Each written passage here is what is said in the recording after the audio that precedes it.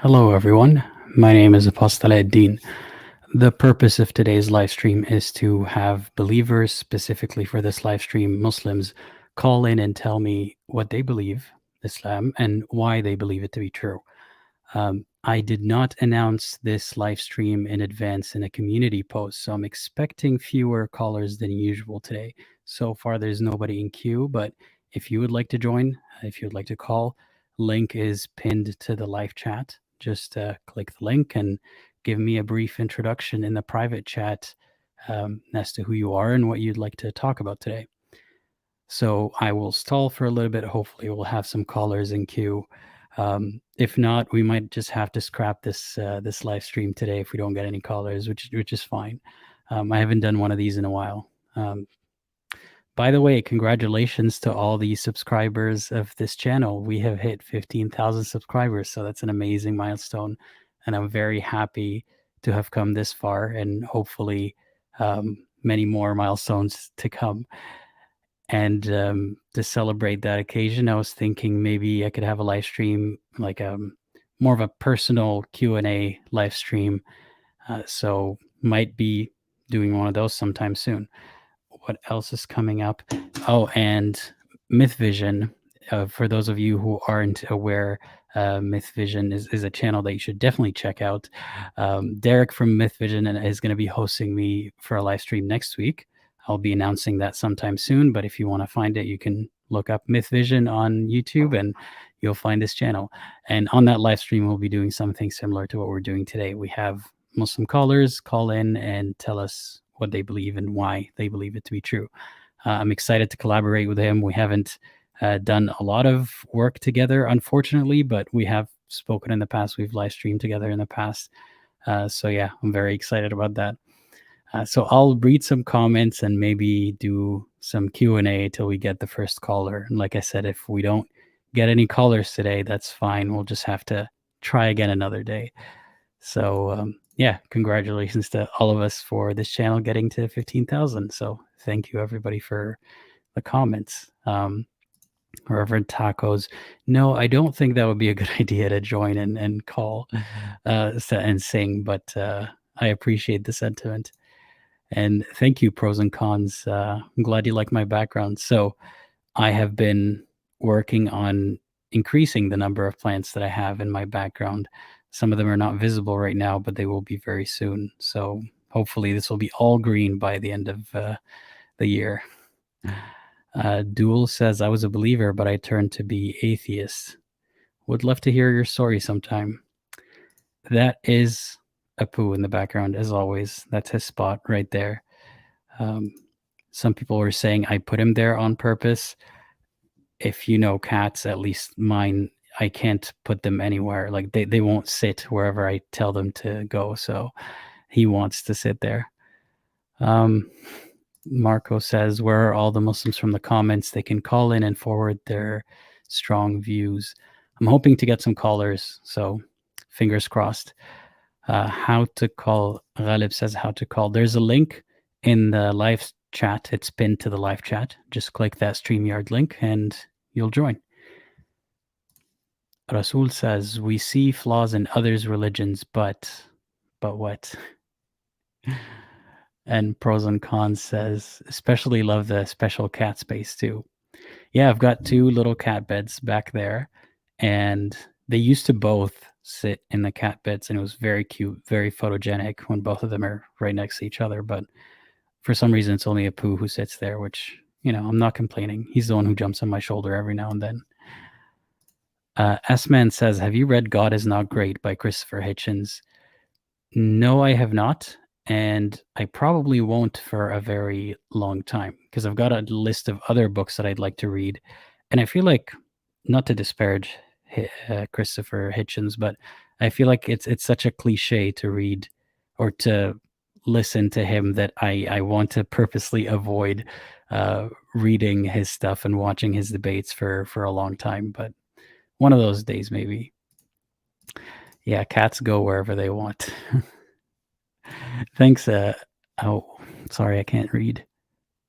Alan Esnia. You speak super calmly. I guess maybe I'm a little tired. Some of that might be why I'm sounding a bit calm, but I appreciate the compliment anyway. The cats should have little party hats to celebrate 15K. I do have a party hat, but they hate wearing it, like little tiny, what are they called? Cones, but they hate wearing them. That's a good idea. I should put one of them in it. It's not animal cruelty if I reward them afterwards. Duel says on TikTok, there's a guy who says he gives $1,000 to somebody who can prove to him God does not exist. He is a Muslim. Well, this sounds a lot like the challenge that Allah puts forward, to bring a verse like the Quran or bring a surah like the Quran. Who's assessing that? Obviously, the believer. Are they ever going to concede? Like, is that person? Let me phrase it that way. Is that person going to go to hell for $1,000? In their view, in their worldview, to accept that $1,000 to believe that God is not real is hell. So, do they think that hell is worth $1,000? Probably not. And you can't prove something that has not been proven. You can't disprove something that has not been proven. I've never said that we can prove that God doesn't exist, but there's an infinite number of things that we can't prove or disprove. Just because it's a hypothetical doesn't mean that it's a valid hypothetical. S-Man says, that was one of the books that turned me atheist. I'm honestly in love with his work. Again, not to disparage him, I'm sure he's worth reading. I just haven't gotten around to it yet. A book that I read recently that is not really about religion, it's fiction actually, is called The Humans, I think. Also by the same author, The Midnight Library. I read both of those books in about a week because I really liked them. I do recommend those books if you like fiction, and there's a little bit of science fiction in these books, but it's not really the end goal. Like the story just uses science fiction as a vehicle. But yeah, I recommend both of those books. YouTube Archive says, is it comfortable for you to wear your mask, brother? Not really. It's not uncomfortable, but there are uncomfortable moments. And when it starts to fog up my glasses, it's not the best. But I kind of gotten used to it at this point. Still, if you would like to call, link to join is pinned to the live chat. And if you're watching this after the live stream is over, and I did have callers, then there will be a timestamp for each caller. But as of right now, we don't have any callers yet, which again is fine. I guess we can just keep chit-chatting. Arrow Dart says, I'd love to see your TBR to be read list because I have a long one. Mine is less of a, I mean, there are lists, but it's also a bunch of usually ebooks that are thrown into my ebook reader, and I'll get to them someday. Like there are folders, there are lists, and it's just haphazard. Yeah. Which book is S-Man talking about? A book by Christopher Hitchens. I forgot already the name. Pros and Cons says, how much do you relate to atheists coming from other religions? That's a difficult one to answer because in my life offline, but not being Aladdin, most of the atheists that I've met who aren't, ex-Muslim, I can't relate to much at all. I mean, they don't have similar struggles. Like, I mean, most of them are kind of more irreligious than transitioned from being religious to being non-religious or religious to atheist. So for them, it wasn't really as big of a deal. For the people in their life, it wasn't a big deal. So I don't know if I can relate to them very much, but online here, there are a lot of people, ex-Christians, a bunch of other things who have told me that they've had similar experiences to mine. So I can relate to them, but I guess not all the time or not as commonly to the ones around me. I cannot really pick a favorite anything, like anything, color, book, food. I'm very bad at remembering the list of things that I like and then picking a favorite from them. So that's going to be difficult for me to do. So I can only tell you the books that I've read recently. So it's those two that I mentioned and Homo Deus, which made me question humanism That's a journey that I need to embark on. How many humanists do we have in the chat today? Let's see. Dunya says, my mother started eating pork as soon as we arrived in Europe. She loved her some Bavarian bratwurst and kraut. I don't love pork. I'll eat some bacon every now and then, but stuff that tastes like pork, not really my thing. So I'm not sure if it's an acquired taste or it's just a psychological thing. I don't know. The book that everyone's talking about in the chat is The God Delusion by Richard Dawkins. Or no, that's another recommendation. Okay, this is interesting. So Marco says, would be good if you had a discussion with Professor Hashemi, who debated with Herr Sultan, looks at Islamic life through rose-tinted specs. So I'm familiar with him. We used to get in spats back when I was on Twitter, and it was not very productive. And I have invited him back in the day when I had a smaller channel, even smaller than now. I've invited him to come over to my channel and have a discussion. It could even be offline if he wanted. It doesn't have to be a live stream.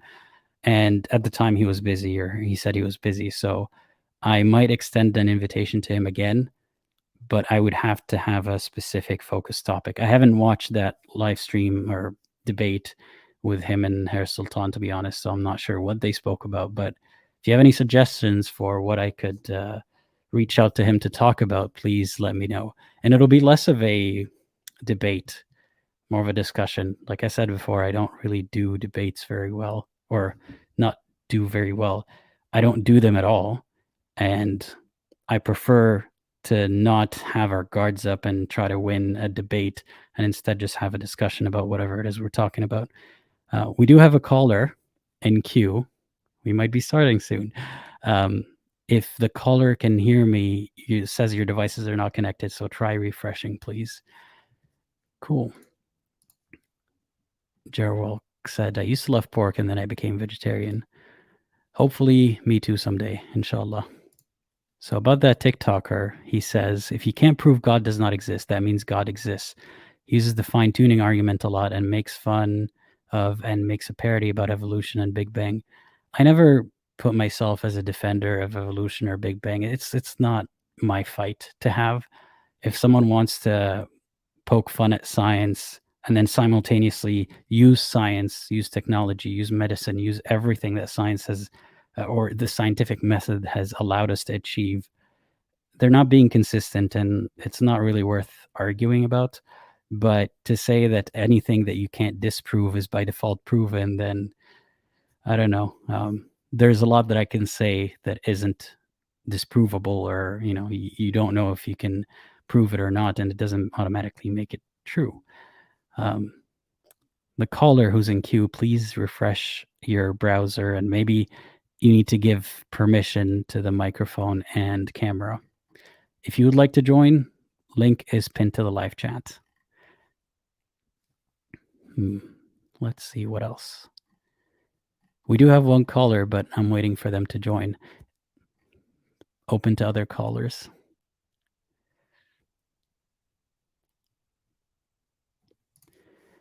Hi, I'm new here, Roxanne says. Welcome. They say, I wanted to ask you, did you ever come across the Usuli Institute? Khalid Abu al-Fadl. No. Let me look it up to know what you're talking about. No, I have not come across them, but I will look into that after the live stream. Thanks for bringing it to my attention. Okay, so, the caller was here, and now they're gone again.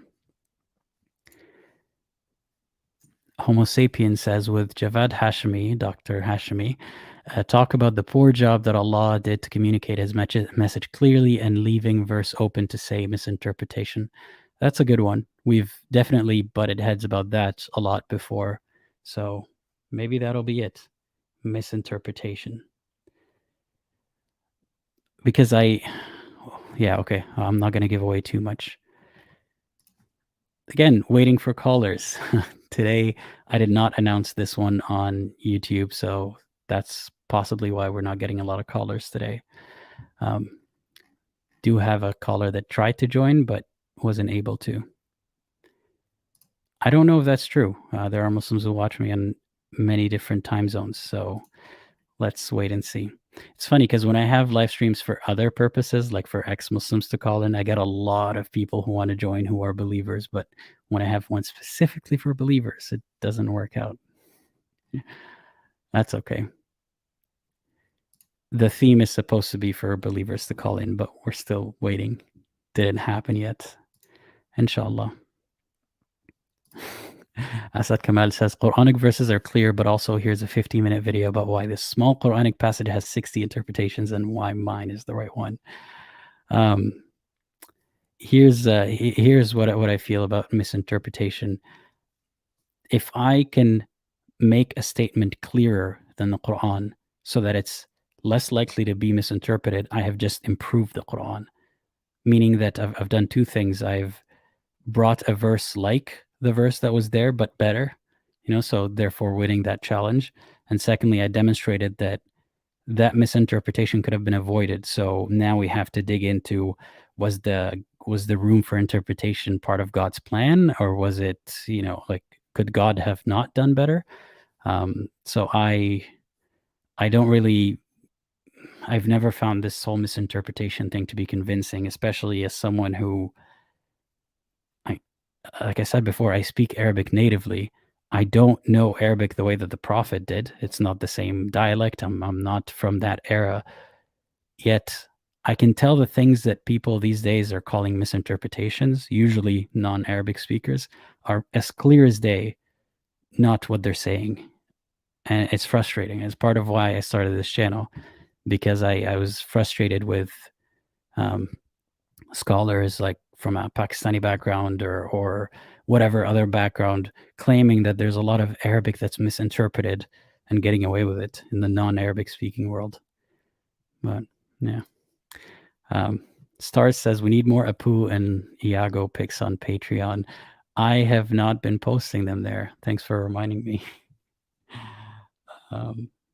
Thanks. So yeah, that's a benefit of being on Patreon or a member of this channel. You get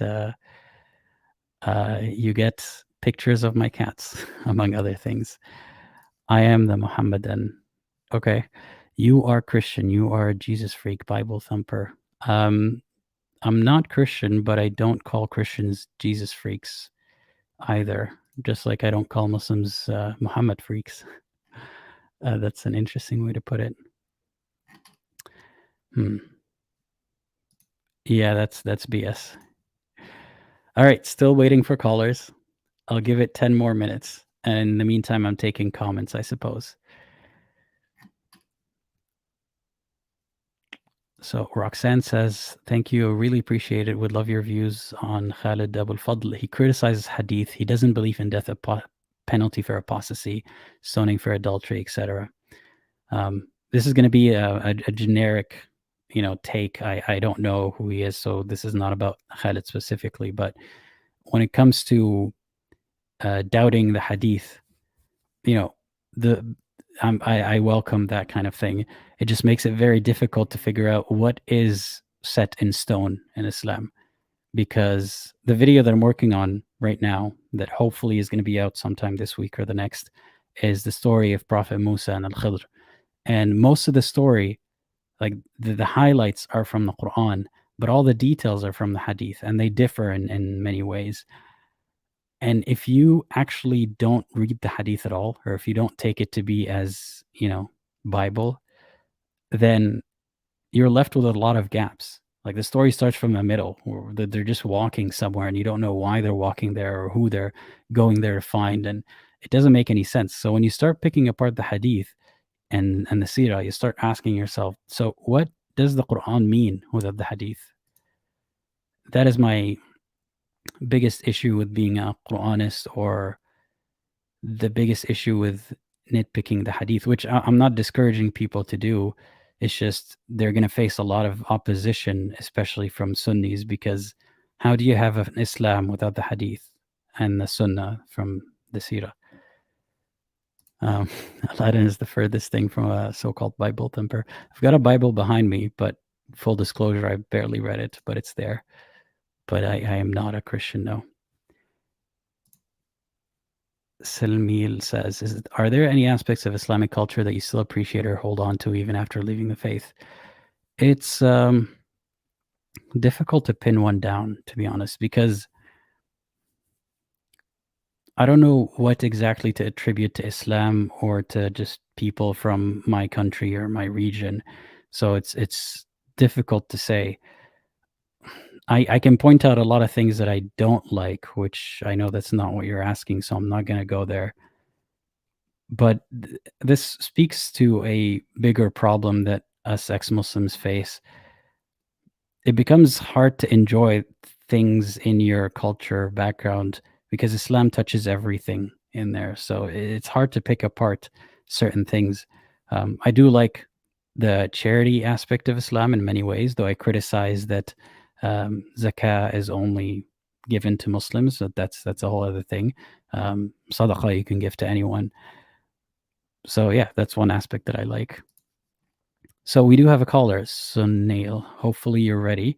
Let me know in the private chat if you're ready and if you are indeed a Muslim before I add you on. Yay, we finally have a caller. So I'll put that timestamp for people who are watching after the stream is over. Roxy says, what does nur on your face mean? Whiteness or brightness? I think it just means light. I don't know if you're specifically, like, I'd have to see what you're citing here. So I'm not going to comment further unless I see what you're talking about. Sunil says, yes, I'm an ex-Muslim. No, today I'm only taking Muslim callers, to be clear. So unless you are currently a believer, then unfortunately I cannot take you on. So no, still no believers who have called in.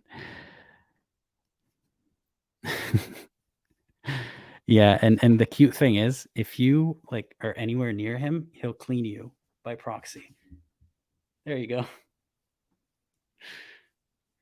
He's so cute. Well, thank you to the caller who wanted to join, but yeah, today I'm only taking Muslim callers. So we'll give it 5 more minutes. That's okay. We're chilling. It's all right. My cat will clean my hair for me. Thankfully, mine doesn't. I feel like that I would worry for the cat, to not have any hair products in its digestive system. So be careful with that. Thanks, Rami, for becoming a member. Really appreciate that. It's funny observing animals behave. Like it almost seems like, like he's pre-programmed to do certain things. Like I started picking up on his behavior, and it's almost like there's no actual intelligence there. It's just an algorithm that he's following, a very simple algorithm. But yeah, you know the stereotype that all orange cats share one brain cell. I think that is true. Star says, I want to start a cult for Apu. Yeah. Well, I don't know how I can profit from that, but we'll think of a way. Rasul says, is dog sin? Geez, it depends on the context. I think according to, I can't cite specifics, but what I know from Sunni Islam, you shouldn't have a dog at home unless it's for protection or some purpose like that. And it's preferable that they sleep outside of the house because dogs are najis, they're filth. It's the same word, funny enough, little tangent. Najasa or najis, that's the same word used to describe women's periods or like women on their period. It's a state of uncleanliness. Like it's the opposite of tahara. Tahara is cleanliness or purity almost. Najasa is like the opposite of that. So it's interesting to see how dirty the idea of a woman on her period is, similar to a dog's saliva is. Not that I'm not saying that Islam says a woman is like a dog on whatever, but actually, no, there's a hadith about something like that, but that's not what I'm talking about. So yeah, no, I did not experience a lot of dogs growing up. There were a few, and they were usually like street dogs or, dogs for protection. So they're kind of aggressive. So I'm not quite a dog person. And yeah, they scare away angels. I think Muhammad was scared of dogs. That might have been it. Dunya says, talk to an 18-year-old. Told me about a nightmare of a girl talking to him from the grave and how hard, difficult life is in the grave. My heart broke. He's so afraid of hell. He's the sweetest kid. I hope that he someday gets over that fear. I made 2 videos recently, one about my experience with the Islamic hell and the other about ways to get over your fear of hell, including some ways that might work for a believer if they're afraid of hell. And that's something, let me get the chat's opinion on this. And there's a comment from a Muslim that I want to read next, but let me get the chat's opinion on this. So I mentioned this in one of my previous videos. In Islam, there is a belief that there might be torture in the grave, and also that you might get a window where you get to see your spot in heaven or hell. So what does that mean for someone who is then going to go and be judged on the day of judgment? So before you get to the afterlife, you're going to be judged. But before then, you're in the grave. If you're being tortured, or if you see your spot in hell or your spot in heaven, then you know where you're going to end up. What's the point of the day of judgment? Is God going to wipe your memory clean so then you're judged, and you get your book of deeds by your right hand, left hand, all that kind of stuff? I'm not sure. And there's a good question here by Erica. What happens to people who aren't buried? Yeah, or people who were cremated or died in an accident and their parts aren't, they're not buried. I guess metaphysically, God's going to put them in a grave, and that's how it's going to happen. We do have a caller, the perfect Dawah. This might be interesting. Okay, I'll take the caller next. I'll just read a couple of comments. This commenter says, Muslim here. I disagree with a ton of things in Islam. I guess I'm still a Muslim because science alone does not answer all my questions. Also, my culture is basically Islam and my family are all Muslims. That's a tough spot to be in. So I empathize a lot. And something I want to highlight here, it's also a video that I'm currently working on. I guess I'm still a Muslim because science alone does not answer all my questions. I almost verbatim have this written in my script for an upcoming video, that a lot of people believe, not just Muslims, Christians, and other believers, they believe because they say science doesn't have the answer to everything. Therefore, I got to fill my ignorance, the gaps in my knowledge, with God, the God of the gaps, because God has that knowledge, or God or religion gives an answer to that. But when you inspect the answers that you get from religion, you'll find that they're not satisfactory and they don't actually explain anything. They're just hypotheses more than actual answers. Like, here's an example that I'll give in that video without giving too much away. In Islam, there's a big emphasis on, not a big emphasis, there's a mention of how thunder and lightning, they have to do with Allah somehow. Like, rain and thunder and lightning are things that God not only controls, but they're sometimes indicative of his mood or his intentions about something. And now we've gotten to a point where we can induce thunder and lightning and rain. Like, not only do we understand how they work, not only can we predict to some extent when they're coming and predict when storms are coming, but we can actually make them happen. So Islam had given an answer for that to some extent. And now we find out not only is that answer useless, no, we have a better explanation of how it works and we can make it happen. So by that logic, if we can make thunder and lightning happen, are we influencing God's mood at the same time? So something to think about. But I empathize with your struggle with having a lot of things that you don't agree with or can't accept in religion, but it's part of your life and part of the life of people around you. So it's really hard to think your way around that. Yeah, if there are any Muslims, I'm taking the next caller, Perfect Dawah. But if there are any other Muslims who would like to join, link is pinned to the live chat. All right.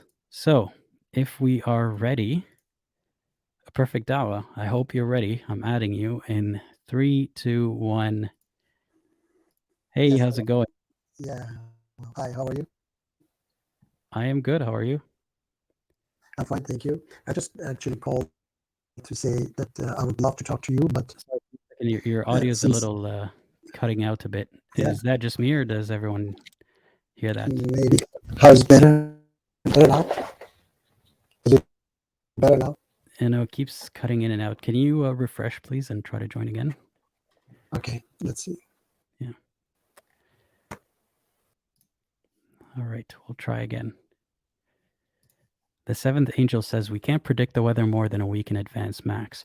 That's true, and there's still margin of error, but we can do better than religions used to, or the religions that think that they can influence, like Islam to this day. People pray a prayer to induce rain, which we obviously know doesn't really do anything, but there are other cultures and religions that thought that they can induce or predict rain by, you know, prayers, and we could do better than that to some extent. All right, let's try again. Hello, let's see if it works now. Yep, How's much it? better. Okay. All right, very good. Sorry to disturb you. I just would like actually to talk to you very much, but Oh, now it's cutting out again. Do you have a different mic or something? Keeps clipping. All right. I don't know. Maybe it is because of my internet. Could it be? Well, let me ask people in the chat: Are you hearing this clipping, or is it just me? Is it a problem with my headphones? I don't know. Yeah, no, there are sound issues. Okay. Yeah, try a different microphone. Like you'd have to. It's a built-in microphone actually. I don't know. Maybe it is because of the internet. Am I breaking up still? Yeah, it's the audio is clipping. Let me try something. Wait, try now. How is the audio now? Do you hear It's me better now. Yeah, you had raised the volume all the way up, so that was the problem. Okay. Right, it works now. All right. Okay. So, All right, what would you like to talk about? No, I just called to say I would love to talk to you. All right, but unfortunately, it's very late in Sweden, so I was thinking maybe we can have a better time so that we can talk a little bit longer, because two groups don't like to hear my, my views. One are the Islam, those who hate Islam, and one group are Muslim extremists who really they. I've been trying to talk to them, like Hamzaddin just a few days ago. He blocked me after a few seconds. And Dawah wise, all of them, they are really, really afraid of talking to me. And I wish that I could get, people to understand that there is another view of Islam, and all Muslims are not believing in the same barbaric, religion that these extremist Muslims show. So, and unfortunately, some people don't like peace, and they try to, say that, what you say is not Islam, and Muslim extremists, and even those who hate Islam, they say you are not a Muslim, and this is very bad actually, because so I remember that we've spoken before on my channel, and I don't think that. I don't remember how the call ended, but I don't think it was because anyone was afraid of your views. I think it was not you. What I mean is no. Would you like to chat today? No, I understand your predicament. Would you like to chat about something today, or do you think it's too late for you to have this call? Yes, it's because my children are sleeping. I would love to talk to you. So I was thinking maybe we could just decide for another time. And then I would be more than glad to talk to you and show that why I believe. If you would like to join in one of the next live streams when I do this, then we could do that. But for the time being, I'm not really setting up specific, live streams with certain callers. So, all right. Yeah. Yeah, but that's too bad that you can't join at the moment. Yes, very bad, because as I said, it's late for my children. They are sleeping, so I'm talking very quiet. So, yeah. Pity, but anyway, I will continue to fight Muslim extremists. So that's my main, mission, to fight them, because they destroy the beautiful image of my belief, and I don't believe that. First, I just can't say very fast. I got to ask you something about that. Yes. Yes. Do you think that this is part of God's plan? That there are Muslims who are going to destroy the beauty of your belief? I don't think that it is his plan. It is our nature. Peoples, it is not only in Islam. People are close-minded in every religion. We have close-minded people who think that they are right. They have, even in Marxism, in Christianity, in other religion, people think that they don't try to, learn. And as you said last time we were talking, uh, to be critical to their beliefs. Understand? I believe that we have to challenge the belief that why it is like this, why it is like that. That's a good Understand? position to take. Do you think that the Quran is written in a way that makes it as bulletproof as possible to avoid misinterpretation? No. Quran itself says that in chapter 3, verse 7, that there are precise verses and unspecific verses, and the true meaning of the unspecific verses is known only by Allah and those firm in knowledge. So not everybody can, interpret it, Quran in the right way. For So, example, but then, because I know that you were saying earlier, people are prone to corrupting things. Happens mhm. with, as you said, Marxism and other stuff. Why do you think God didn't write the Quran in a way to make it very clear and difficult to corrupt? Okay.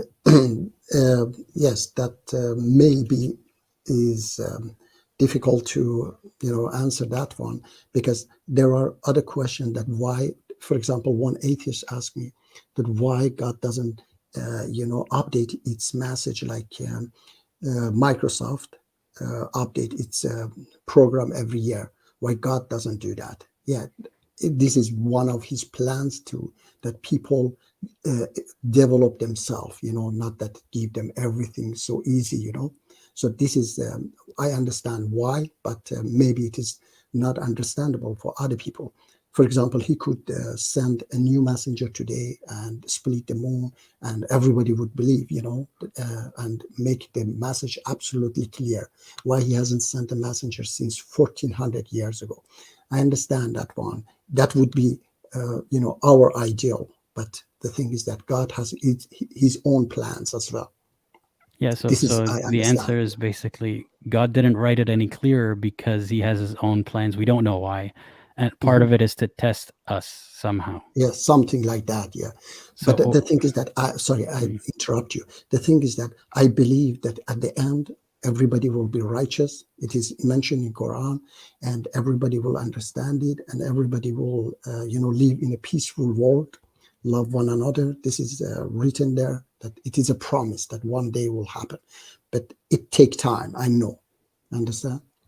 no, I'm not sure I understand where your certainty comes from. If you say everything is so open to being corrupted because humans, make it that way, and God left it vague on purpose, then how are we ever going to arrive at total peace and everyone being in harmony, like you're saying?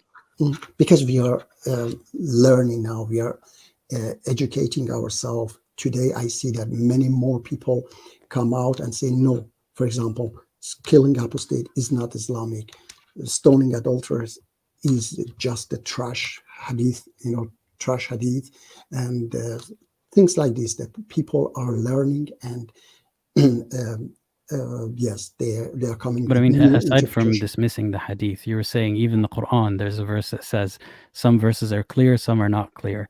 Then Yes. how are we ever going to get peace and harmony and clarity if God himself, according to you, says in this verse, things will always remain unclear? No, it doesn't say it will always stay unclear. It says only Allah and those firm in knowledge understand it. So people are understanding them. So we will understand them. And so it's not that forever it will be like this. So Allah and those firm in knowledge understand it. And those whose heart is corrupted, they follow only the unspecific verses of Quran, desiring, creating confusion. So they interpret it in their own way. You Yeah, know, but how is everyone going to agree on an interpretation that's peaceful, like you say, eventually? so that's I would love to take it in a longer conversation, because it's very very deep. Because mostly, for example, today, that people abuse religion, or change the interpretation and use it for their own, Yeah, what I'm interests. asking is, how is that going to change? Like, I understand that you're trying to change that, but you say with certainty that someday everything is going to be in harmony and peace. Yes, How is that going to happen if people aren't going to, people are always going to have a certain percentage of people, like you said, who yes, are open to corruption. I'm just going yes, with what you yes, said. yes. Yeah. Are Okay. are those people going to be eliminated, Yeah. or their minds changed? No, How's that going to work? no. The source of all bad deeds will disappear. There is a source that everybody, try to get. I have to say it openly.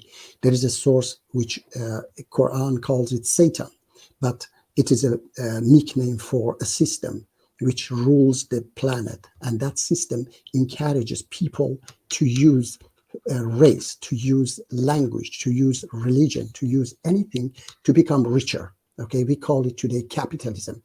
That source encouraging people to produce, tobaccos and killing 5 million people every year.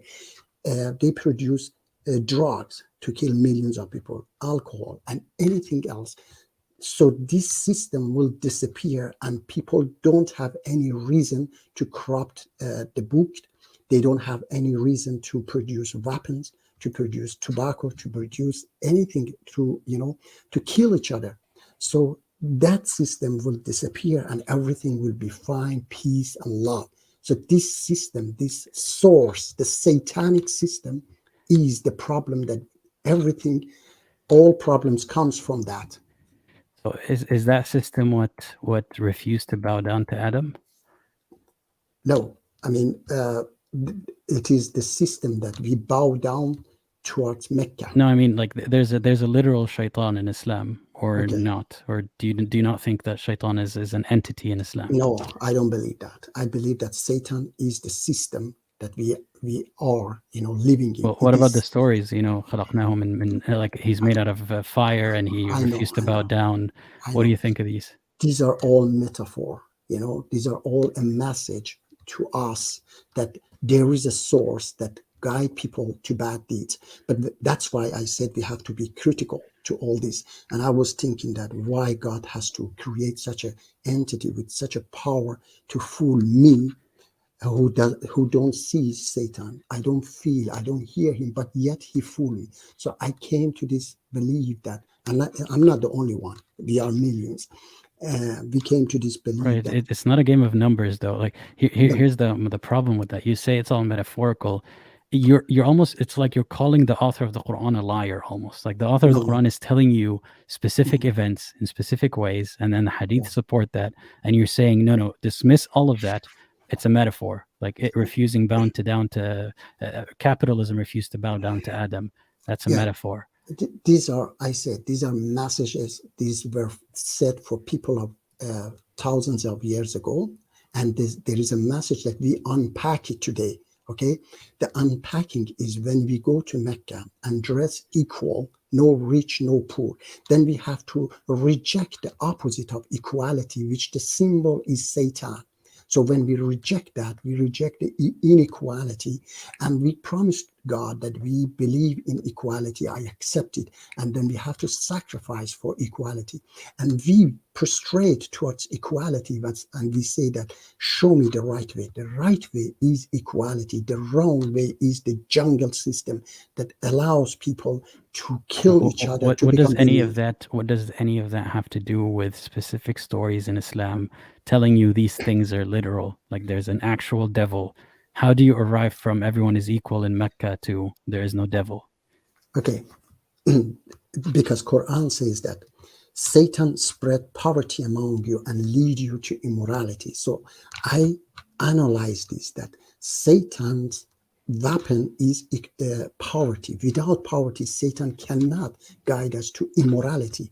And I know that the system that spread poverty among us is the capitalism, that 1% of the world population, they own $110 trillion. No, I can understand why you've arrived at that metaphor.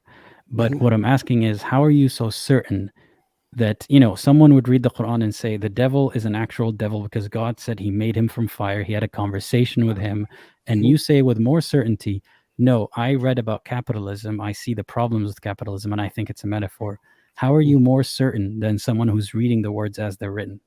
Okay, because there are many facts in Quran that Quran says that one day the righteous people will rule and inherit the planet. Okay, and there is a hadith that says that one day Mahdi will come and he spread justice on the planet as much as there were injustice. So one day we will have absolute justice on the planet. And as long as Satan exists, there will be no absolute justice. So Satan has to disappear. According to Quran, Satan will disappear one day. I don't think you answered the question. So you're saying, according to other verses, it supports my theory of capitalism.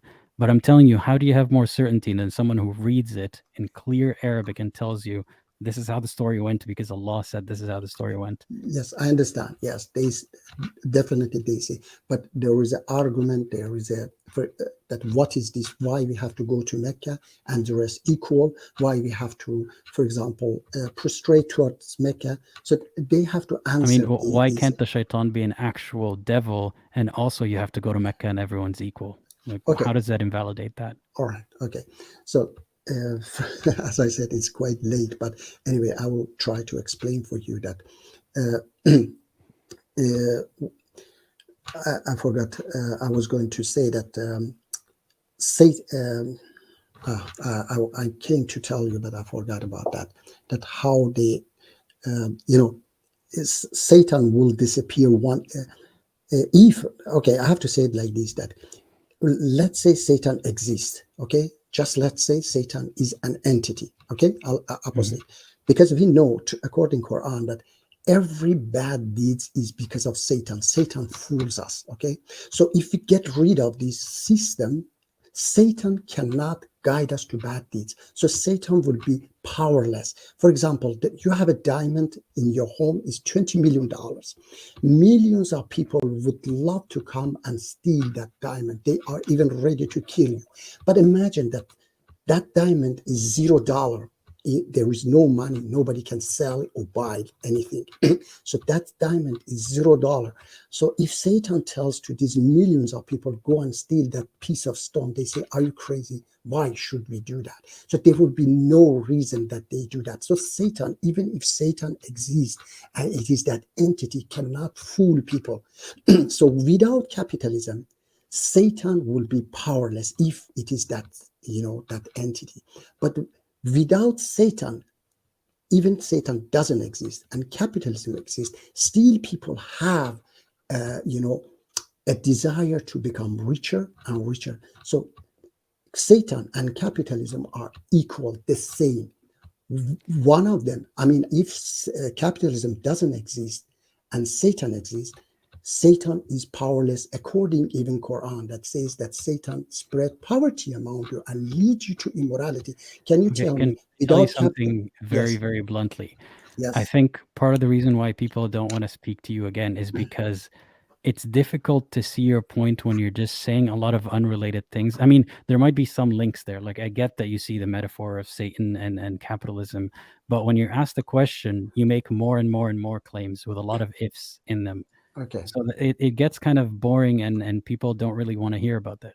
So it's hard to hear about more theories like, okay, religion is already an unproven hypothesis. Okay. Now you're putting even more hypotheses on top of that. You see why it's difficult? Yes. Can I ask you a question? Okay. If you were Muslim, if you were a Muslim, then I would ask you why you have to go to Mecca, why you have to dress equal there, why you have to stone the. Say, I have asked them, they don't know. Why you have to prostrate towards Mecca? Because it is God's house? No, God is everywhere. Why we have to pray exactly towards Mecca? Why we have to dress equal? These are things that they cannot answer.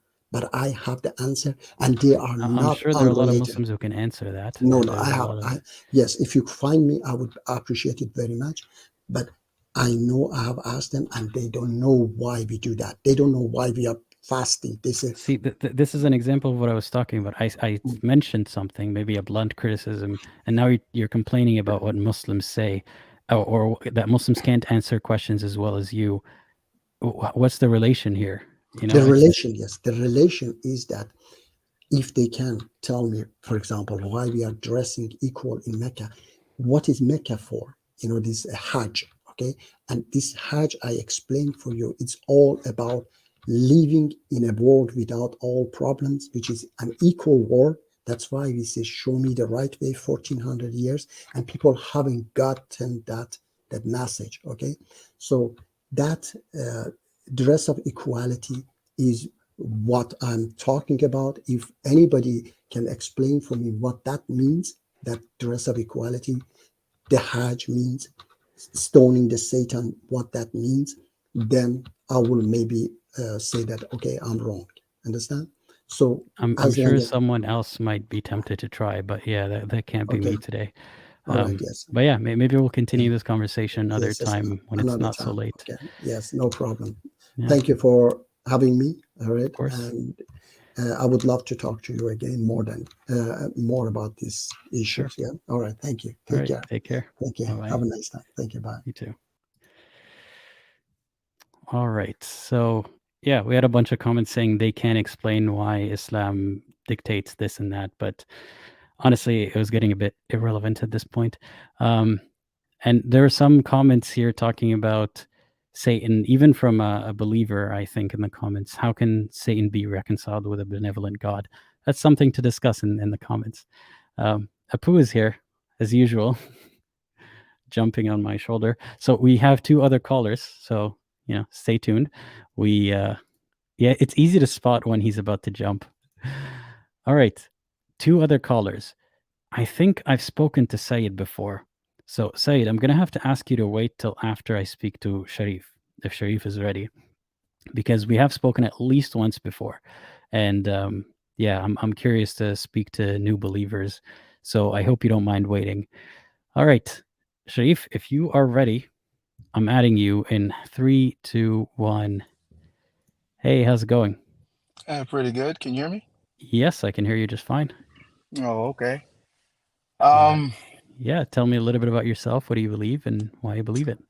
well, I am Muslim, Hmm. and I think right now in my life it is uh, a little interesting. I mean, of course, that's one way I have kind of found your channel because you do kind of search, and I've been doing a lot of searching and trying to figure out a lot of things, but at the end of the day, I am still Muslim. I am a believer, and there are some things that I I can't get over, or I can't really bypass. And my purpose here is not to try to figure out, but to basically give my reasons on why I can't bypass some of the more important things.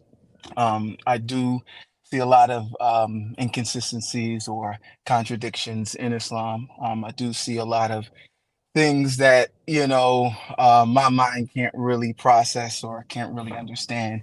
But at the end of the day, I still refer to myself as a Muslim. Um, So Well, yeah. I'm happy to talk to you or listen to you talk about either of those things. Like you can either talk about the things that you find contradictory, but also if you want to start by, because I think this is also very important.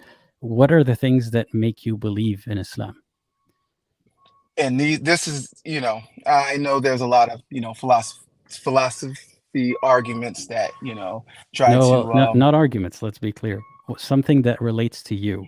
And oh, like, if you're not familiar with the stream, it's not me trying to shut down everything that you say or like, argue with you about it, about proving Islam. It's what resonates with you and makes you feel like a Muslim or believe in number Islam. one, Yeah. number one, to be honest, is I was born Muslim. I've been Muslim Okay. my whole life. So that is definitely, I would say, the biggest reason why I'm Muslim. I do recognize and see that, where you live, how you're born plays a big part into it. And that's definitely probably, I'm not going to lie, it's probably the biggest part why I'm Muslim. But the next part is that for me, Islam makes the most sense out of other religions that I've seen, or different things that, or different arguments or whatever that I've seen. Basically, more upon the bigger religions. And another thing is that I do believe that God would be one God, and out of the monotheistic religions that I see out there, I do see that Islam gives the best argument for it. That's not saying a lot, but it does definitely give, for me, it does give the best argument of all of them. And I think most of all is, regardless if I of any of that, I do believe that there is a God. Like I think that's one thing I won't stop believing. And I would like to go into the reasons why I do believe that there is a God. Sure. Can I start by asking you, what are the reasons that you believe that it's one God specifically? It would just definitely be more of a reductionist. If everything, I guess, is if everything has to come from something, there has to be something that came from nothing, and that something that came from nothing, I would say, is God.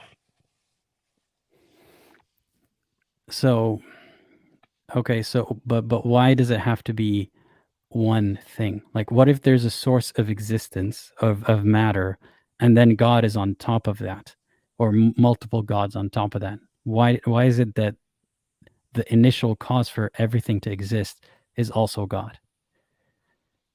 Because I think the argument, even the argument that, the Quran makes, is a little bit to the point where, well, if there's more gods, it only takes one of them to, and they would definitely, by definition of being God, would be have free will. And if there was ever an argument, or if there was a fight, then there would be, the greatest one would win. And still, so I mean, I'm not saying it's a strong argument, but to say that there's more than one, then are they all equal? Then are they all thinking alike? Then are they all on the same page? Then are they really just one, named as is it really just one unit mind, or are these free thinking, free willing, powerful, almighty, all who creates?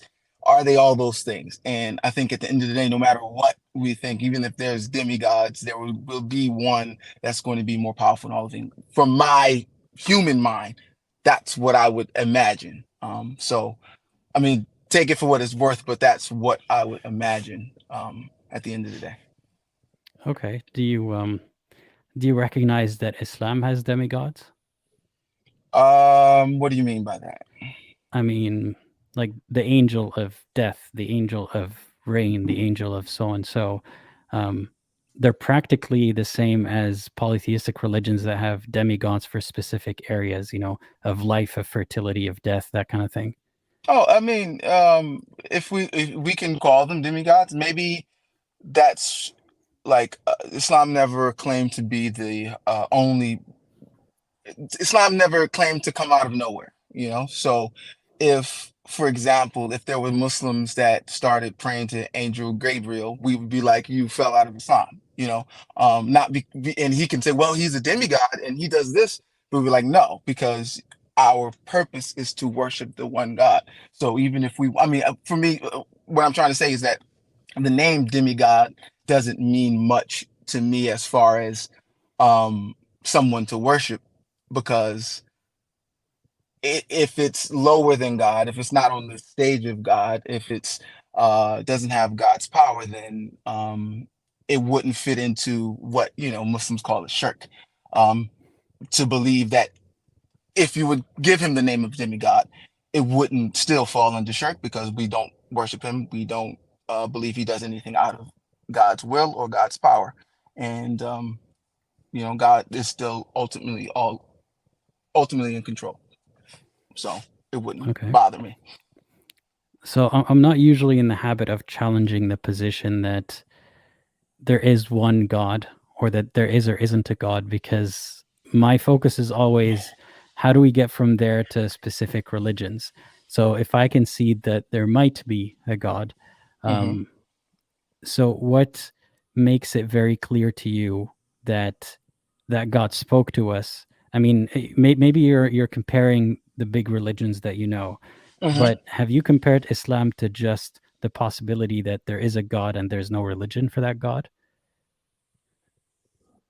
I've thought about that, and this is what I would. This is where I get into some of the reasons why I do believe in Islam, and I think that's a very good question, because that can be feasible. You know, there can be a God, and he doesn't even care about us. He just says, "Oh wow, look what happened on this one tiny planet out of this humongous universe, and even realities beyond that. Like, what's the big deal? Like, we see germs and they die, viruses come, they're alive, they die. Like, who cares about who cares about what they think, what they're going through? So why would, and if you think about it, why would we be any different from those things in God's eyes? Like, that one God's eye, why would we be any different? And that is, something I have to think about, and something that, I have, grappled with. And my question would be, is that like, one thing about your story that really resonated with me is hell, and punishment. That's something that really resonated with me, because, and that's been for a while. Like, you just think about it, and you're like, why does God want us to fear him so much? Why is it like this? What is the deal with hell, and why is it eternal? Why are we tortured and burning? And like our idea of justice fits nowhere in that, that realm. So, that's something I struggle with. But then I do have to take a step back. And this is one thing that I say as, if there is a hell, right? Let's just say, scenario, if there is a hell, does anyone that has ever lived on earth deserve it? Are you asking me if I? I would ask you, like, do you Mhm. think, out of all the things that's happened, of all the torture, killing, murders, rape that ever happened to anybody on earth, would there not be some sort of justice that they deserve in another life, or at all? Would there not be a justice that they deserve? Not so much the people that we see are just regular people or good people. Before we get to them, is there anybody we could say, oh, if he ended up in hell, I wouldn't really, have an issue. Is there anything like that? Or even if there is a Satan, would that not be, is there anything that we can justify to enter a place where they get their justice for what they've done to people on earth? So it's difficult to give a straight answer to that, because, and I'll give you all the thoughts that are floating in my head right now. First of all, is that justice per se? So say, I mean, think of some dictator, right? I don't have to name names, but Of someone course, who killed a there's ton many. of people, millions Mao, of people. Sure. And yeah. like, here's me thinking as an all-knowing God, which obviously I don't have that knowledge, but these are the questions that I would have for the all-knowing God if I were to be the one who judged them. What factored into them having that personality or making those decisions? Like, for example, a serial killer or a psychopath, usually there's an overlap. That's a clinically messed up person. Like, I'm not going to go into specific terms, but there's biological reasons why that person behaves that way. And maybe they can be fixed to some extent, or rehabilitated, but they are biologically predisposed to behave that way. So God created them with that predisposition, and also with the knowledge of all the actions that they're going to make. So then is the unjust person the person who was created to be the devil on earth, or the God that created them knowing they're going to do these things and giving them the biological inclinations to do so? I don't really have an answer to that question, but it's hard for me to say no, nobody deserves hell. But in reality, eternal hell, like, think of the value of a human life. Let's say someone killed one person for no good reason, right? And Hmm. they just did it because, I don't know, selfish reasons, say for an insurance policy or something like that. Um, how much hell do they deserve for one soul, for one life? Let's say, okay, now there's a criminal. He like Bernie Madoff. He stole millions and millions and millions and millions of dollars from so many different other people. He goes in front of the judge, right? Hmm.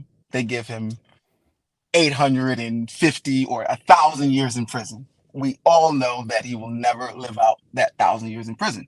But each individual that he did it to, will they get justice just because it says 8,000 years or whatever, how many thousand years? Do each individual that he hurt or that he wronged and that we feel just as humans needs justice, and he only lives 30 years in jail, did they get their justice just by the judge saying he got 8,000 years? Like, is it? So let's say, for instance, there is someone like a Mao or a Hitler or whatever.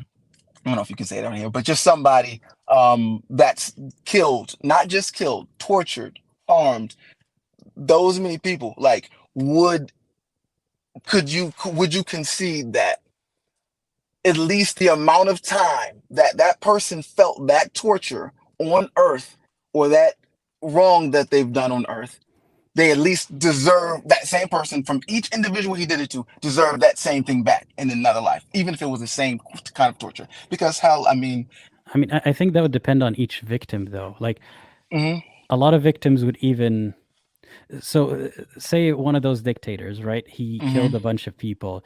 A lot of the people who he killed are going to the Islamic hell too, but that's a whole other point. Um, yeah. but what does it do for the people who are killed or tortured that that person is being tortured? Like, is that actually justice, or is, like, is the actual injustice here not God who orchestrated the entire event, or watched it, or saw it coming and let it happen, and then thinks that justice is torturing the other guy at the end?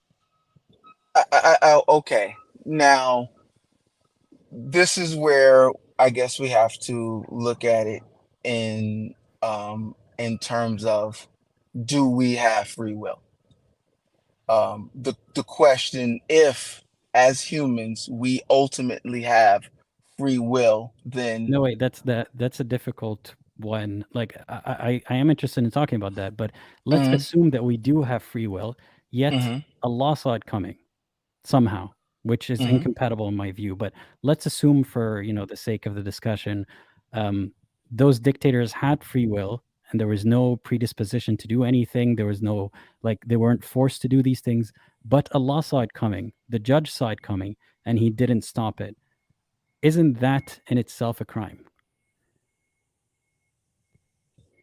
if the story that we're told is that we're put on Earth, and the Earth is a test for us to go back to and deserve the paradise that we were granted at first, then ultimately, Wait, if we have to take the test aspect out of it, though, because we're just talking about justice right now. mhm, Because, so God already knows the results of the test, right? So mhm, God finding out that the dictator was indeed going to kill all these people by testing him on Earth and seeing that it actually happened, mhm, that is different than the question of justice for those people. So it's as if I'm watching a murder about to happen. I can stop it immediately, no harm to myself, but I watch it happen, and then I kill the murderer and I call it justice okay, instead of stopping it, you know? so this is where, okay, that's a very fair point, right? Now, what is actually good? Like, what is good? Like, I don't think there's a definition of good without bad. Just the same way there is no such thing as dark without light, or heat without cold. You know, good is only what we would call a scale. It's not a finite thing, because if, like, for example, an angel can't do what we would consider good. They can only do what they're told. You know what I mean? So as humans, if we're capable of doing, like, for example, if we can look at someone and say, wow, he can do something so good, right? If there has to be something that we can do that is so good in life, right? There has to be something bad. Like, I don't think, like, there couldn't be, like, no matter what God, there couldn't be a test. There couldn't be a God that actually cared, or that loved, or that confirmed within, had a scale from right and wrong, and just have everything right, because there would be no such thing as wrong anymore. And if there's no such thing as wrong, then there's technically no such thing as right. It's just due. So when you look at it from that aspect, then that God would not, he couldn't go inside and stop or do those things or whatever, because he is doing the good. He is the one that's literally in that aspect. We would say, oh well, God, he's literally controlling everything that everybody does. Well, he's literally doing this. He's stopping this person. He's making this person. So what is really good? Like, I think wouldn't that be the aspect? I think I get where you're coming from. And correct me if I'm wrong. You're kind of saying that the bad, or God letting the bad happen, is necessary for this life, right? Absolutely. It's necessary for good. Okay, so let me ask you this. Okay. The whole purpose of this life, according to Islam, for example, is to Mhm. be tested and then go to heaven or hell and to worship Allah. Like, the whole Mhm. purpose of our existence is to worship Allah. It's not heaven or hell. That is our Yes. primary purpose. So selfishly, the God is forced to let bad happen just so the end goal would be this arrangement for people to worship him. Does that sound like a just thing to do? Like, it sounds like a very selfish arrangement that is in Allah's favor. No, I mean, what I have to concede to is that I'm not a god, and I can't think like a god. You know, I have to concede to that. So, that may be wind coming in, but so is it selfish? My definition of selfish, what I would think, like, okay, but then there's nothing else other than nothing. Like, there's nothing in earth. There's nothing ever. Like, that's what I mean. Like, if the story or the concept that we're giving, we're going to have to concede to some things that say, hey, that kind of seems messed up. Like, we have to concede that, man, why didn't God step in? Well, you know, he if he did, then one thing would have to, you know, it would be another argument that somebody can come with. Well, wait, why did you, if you were able to stop that guy from doing wrong, why didn't you stop me from doing this little wrong? Or why did you stop this? Or why didn't you stop every bit of wrong ever created? And then it's I going to be mean, like, well, but so but to say that it's a slippery slope, like, we're trying to judge here, is eternal torture ever fair for anyone? Say a dictator who killed a ton of people. And I'm saying, like, it not only doesn't really achieve justice for the people, who many of them are also going to hell, for other reasons, for not praising God, but also the bigger fault, in my opinion, lies with the entity that let it all happen, knowing it was going to happen, not because God couldn't do anything about it, or because God didn't want to mess with the balance of good and bad. Maybe that's part of it, but all of that factors in to the reason being because God wanted this arrangement of life on earth so people could worship him and he could have his heaven and hell arrangement. Like, at the end of the day, could God have okay, stopped all evil? Like, could God have just made everything happy and everyone happy just to experience happiness and bliss with no evil? Yes, like, that's heaven, right? God is hmm capable of doing that in heaven. Like, even say you're a Muslim and you are going to heaven. You don't know that, but let's assume you go to heaven. And are you able to do evil things in heaven? no, So God I is mean, able to stop the evil in that scenario. but okay, so let's go to the story of when he had us in heaven, right? So it would be the story of Adam and Eve, and he put us in heaven. And I, I, I'm not going to. I'm going to think of it more in a philosophical. in terms of philosophy, rather in terms of the story that we were told, right? But let's say, for example, God created Adam and Eve with free will, and He put them in heaven, and then it's like the slightest thing, or they did something wrong, I told them not to do, right? So it would he could say to him, he could say like, well, just giving this to free willing thinking people that have the ability to do wrong, and then they do wrong, what do you do? Like, let's bring them to earth, let's put them on earth, let's say, hey, now come to this place, and then you actually deserve it. No, So but what happens? So say the people who do deserve it, like say mhm, Adam, does very good things, and Adam is going to go to heaven, right? Because he's a mhm. prophet. Then is he stripped of his free will in heaven?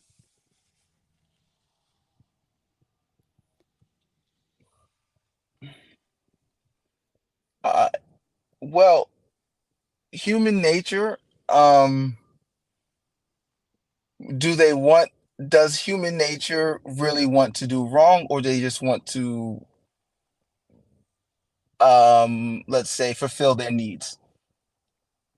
So if heaven is just literally fulfilling your needs, then, and after, like, maybe that's what it is. Like, I can't really say is free will done, but if you just want to fulfill needs, then is it wrong if you're giving the right? I mean, If I it's can give okay to you a fulfill all your scenario. needs, Like then I can give you a scenario. I imagine a Muslim guy who he's not a he didn't kill anyone. He doesn't deserve to go to hell. He worshipped Allah exactly how he wanted, but he's not the mhm, best person out there. But he's done enough to not go to hell, so he's going to heaven. But he part of his needs on earth is to feel superior to those around him by this has nothing to do with Islam, but like putting down the people around him by making fun of his friends. That's part of his needs, right? He goes to mhm. heaven. Is he going to be stripped of his free will and his inability to fulfill that need to poke fun at his friends and call them names to feel better about himself? Maybe it won't affect them. I don't know. Maybe he could. I mean, they did say, this is more of a joke, but it did say you're going to be looking at the people in hell. Maybe that's the people he pokes fun at to fulfill his needs. I mean, I'm just saying, like, those are scenarios. Or it doesn't affect the people because they're literally in paradise, or they're literally there. Like, But maybe it doesn't so affect them. there's ways basically to do something evil, but it won't be felt as an evil thing or it won't harm people.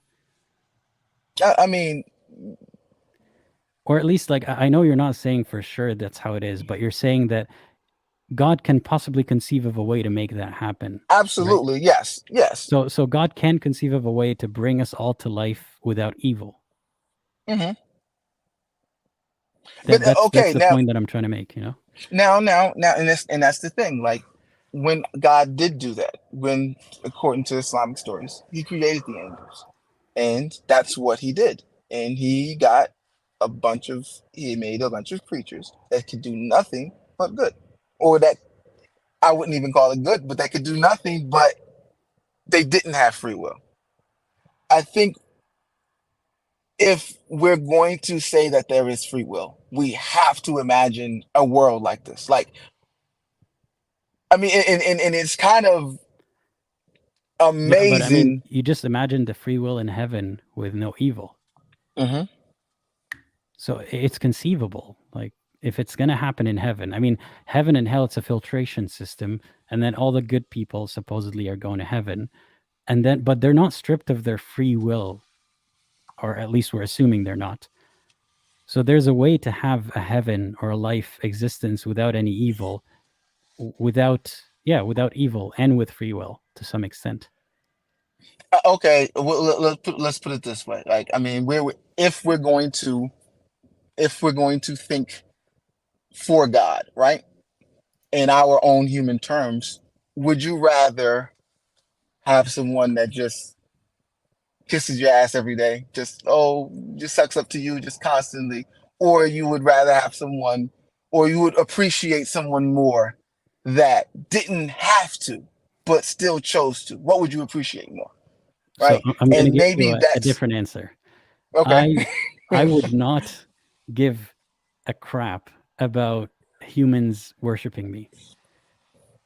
Like I get what you mean. Like, would I rather someone appreciate me I because they're only said forced that in to? human form because I mean that's the brain that we're thinking out of. So if we're going to think out of that, then we can go further and go into that scenario. But if we're going to think in God terms, then what is actually wrong in any terms when it comes to God? Is a planet blowing up wrong?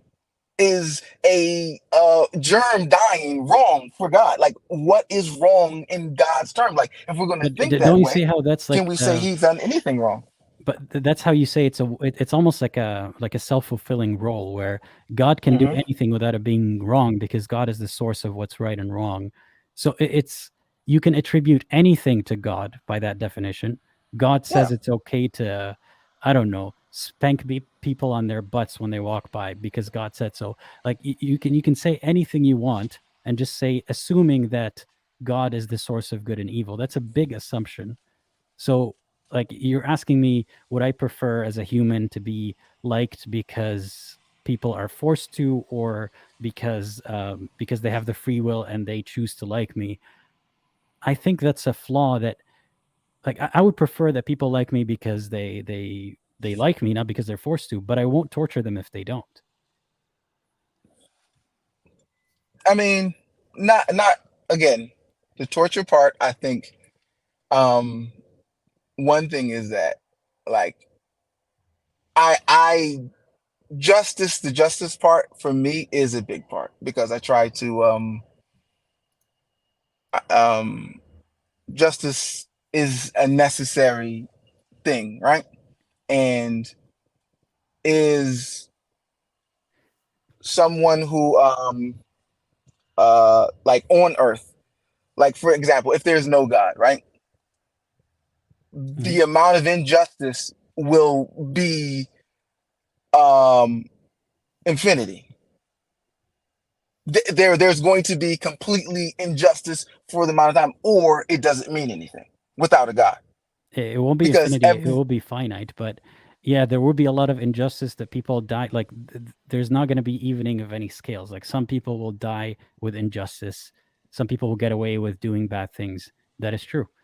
But why do you think that it's necessary that there must be justice? and that's the question, right? I think that is the ultimate question. Why is it necessary to have justice? No, I'm saying Because like it's a good thing to have justice. I will strive mhm, for justice.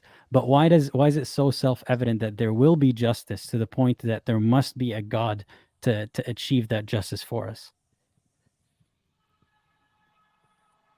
because I think, right, at the end of the day, like if anyone sits down and thinks, right, and there is really no justice ever, No, then it's not that there's no justice. There's no justice unless we make it happen. There's no mhm. by default eternal cosmic justice. But that's not necessary. That's not necessary because you have to understand, like justice under Stalin, is it justice? Justice, even in certain terms in the United States, is that justice? Justice, what we do as humans, is it justice? It's just our idea of justice. It's not really justice. It's just our perspective of justice. So there wouldn't really ever be any justice. It would just what we do, what we believe to be as justice. And then you can say, hey, my focus and my goal and according to that realm of thinking, that would mean that when if we were to philosophize to a point where it's a finite point, our goal in life would be to make sure we get the most power as we can as a human being, to make sure that we are no injustice is done to us and we have the power to be the ones that display or give justice. Like that would be our goal as humans on earth. So injustice won't happen to us, and we will be the arbiters and the ones that determine what justice is. That's what it will be. Other than that, Are you saying that there is no objective definition for justice because we're humans, therefore there must be an objective definition of justice from God? Is that what you're saying? I'm saying that not that there must be. I'm saying the alternative is way more chaos. Wait, no. Because the alternative Let, would be that as humans, if we are humans, right, we would wait. we would Well, recognize. I Oh, have to okay, pause there. You're saying the okay. alternative would be way more chaos. Say God doesn't exist. Like, let's assume for a second we both believe God doesn't exist. And Hmm. that's already the case as it's happening right now. This is what we're living right now is the alternative that you're talking about. It's not like things are going to change once we acknowledge God doesn't exist, and then there's going to be a lot more injustice. Like, life is still the same. There's still the same Oh, amount of injustice. now, but let's say, according according to my theory, right? According to my theory, what is playing out is that humans do believe they are the ones that are arbitrary or in charge of justice. So they fight for that power. And ultimately, they're the ones, those same ones that fight for that power to get that power, are the ones that are doing the most injustice. No matter what realm you think of it, that is the ones that are doing justice. Wait, no, Now, you if have to explain that again. The same humans, like the same exact person? Like, say a guy no, called the Ahmed. same idea. The ones that are doing the most justice are the ones that believe they have the idea and have the right to give justice. And they fight for that power to be the ones to arbitrate the justice. Those are, when you look throughout history, those are the ones who have done the most injustice. Now, Wait, we can who's say those are the ones who have done the most injustice? What do you mean? kings, presidents, leaders, I mean, a fascist lot of move, them whatever. have religious interpretations for justice and morality and all that stuff. So we can't pin it on just like the godless side of humanity. Now, yes, they do have the religious interpretation of it, but But you're there's been saying times. there's Oh, like a I'll pure, say, like you're saying there's a pure, a good version of it that they weren't following correctly, and therefore it still doesn't apply to God's morality and justice. Is that what you're saying? I would say that ultimately it would have to be with the understanding that the justice is coming from God. It would ultimately have to be that the ones that are in power, that's what it would have to ultimately be. They would have to be like, it's not from my selfish needs. It's not so I can get power. It's to gain or to put order and power based on what God wants. Like, yeah. So I'm a little confused by that, but I want to ask you something tangentially related here. Um, Okay. so you say like a big part of why you believe in Islam or God in general or the afterlife and heaven and hell Hmm. is the pursuit of justice. How do you feel about or you feel like the alternative that there is no eternal universal justice is a chaotic Hmm. world, which I'm saying we are already existing in it. It's just that you don't perceive it that way. Like you think that there's going to be justice in the afterlife, but we're already seeing the same life. We're seeing the same events happen. You just think there's something coming later. So what I want to ask here is, how do you feel about, like, is heaven and hell in Islam about justice specifically? Like, there are a lot of people who are going to hell not because they killed someone. It's not about Honestly, justice. honestly, about how, like, and this is what I say, right? It's like, it's not for me um, to understand the mind of God. Like I can't. Like that in and of itself is the most impossible thing ever, right? I can't understand it. So I would say that I'm not asking you to do like that, by the no, way. no, no. So for example, like you said about the mental condition someone's has or the whatever someone's going through or Not just whatever have. crimes. Like there are a lot of people going to hell because they don't believe in Allah specifically, because they believe in a different religion or no religion, or it's not about them committing crimes and killing people. There are crimes And against Allah, if you want to call it that. and this is where this is for me, right? Like this is for me when I use the two most, the two attributes that I think of the most when I think of God is the most merciful and the most just, right? Those are the two most. And sometimes I can't understand how those both things come into one. You know what I mean? Because again, so what I would understand is that the God that I believe in, the God that I believe knows every aspect, every um everything that that person didn't have enough control over, every thing he did have more control. He would know every tiny minuscule thing that that person went through, and he would know how to judge him perfectly. Like he would know how to do that. And if those are the two attributes that I believe to be God, no matter what, right? By definition, no matter what I think of hell, no matter what people say, or no matter what anyone says about hell or thinks about, the right justice and the mercy would be there for that person, regardless. Like that's what I Don't mean. you see So that contradicts the idea of hell in Islam? So you're saying that you can't understand God, and many Muslims say, I don't know who's going to heaven and hell, and God is just and merciful, therefore I have all my bases covered. But we know examples of people, like not specific names, but someone who believes in a different religion and is going to hell. How does that tie into justice or your pursuit of eternal justice? I'll tell you, because it ties in that way is because as humans or as people, not only do we have to be encouraged, but we also have to be discouraged. Now, can we say, am I a scholar, or am I someone who can say, listen, God was just bluffing and using hell as a tactic mentally to make sure that we don't go too far, or we don't overthink his mercy and not give enough to his justice, or not understand these other things? Are these tactics that he used in this book to make sure we do, we stay even kill, and he doesn't say, no, everything's going to be good, everything's going to be fine, no matter if you, just because you were born, everything's good. Maybe these are the ways that he does it. I don't know. But what I don't believe, and what I can't believe, because it would be outside of the idea of what we call God, is that he will do injustice to anybody. Like that's But something that can't happen. what you're saying is basically refusing to tackle the examples of injustice in Islamic hell. So let's use a specific example. Someone who doesn't believe in Islam, right? Believes in a different religion, or, no religion. And we're not talking about committing crimes. We're not talking about being a bad person, just a decent, average person, does good and bad, but doesn't believe in Islam. That person, according to Islam, is going to hell. You're saying there's no way that there's going to be injustice in that transaction. How is that the case?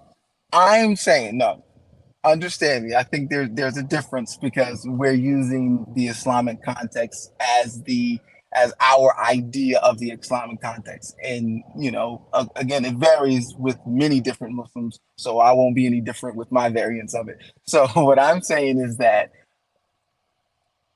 regardless of what I think would happen to this person, right? What I know for sure is God knows way more than me.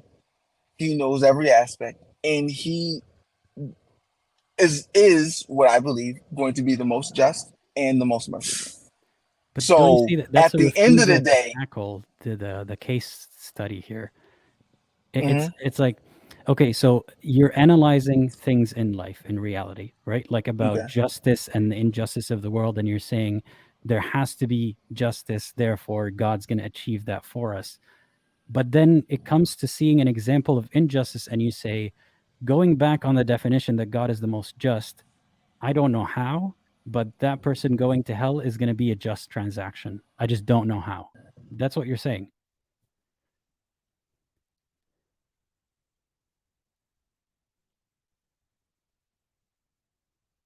can you hear me? No, you cut out. Hear you now. Okay, yeah, I got a phone call, but say that again. Yeah, so you were saying, based on your observation of reality, that there must be that without God, there is no eternal justice. The humans are the arbitrators, arbiters of justice, and therefore we're also the ones who have committed the most injustice, all that stuff. But then you get to the point of an example of injustice in the Islamic hell, or what seems to be an injustice, and you say, I don't know how, but that transaction is just. I just don't know how. You see the problem? Like you're refusing to tackle that scenario. And you're right, because it does, at the end of the day, it's going to have to come to some sort of belief, right? At the end of the day, Wait, I'm going your to. mic changed. I can't hear you as well as before. Yeah, I walked outside real fast. I'm sorry. No Um, worries. what I was saying though is, at the end of the day, um, there's going to have to be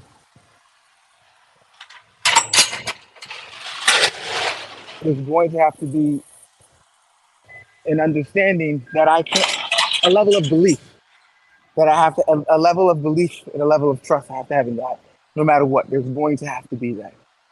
Like, no matter what you think or believe, Isn't it or as a convenient that human, you would have that to be. level, like you give this, you give critical thinking away and take belief as soon as it comes to a point where it might contradict your belief? Don't you see that that's a problem?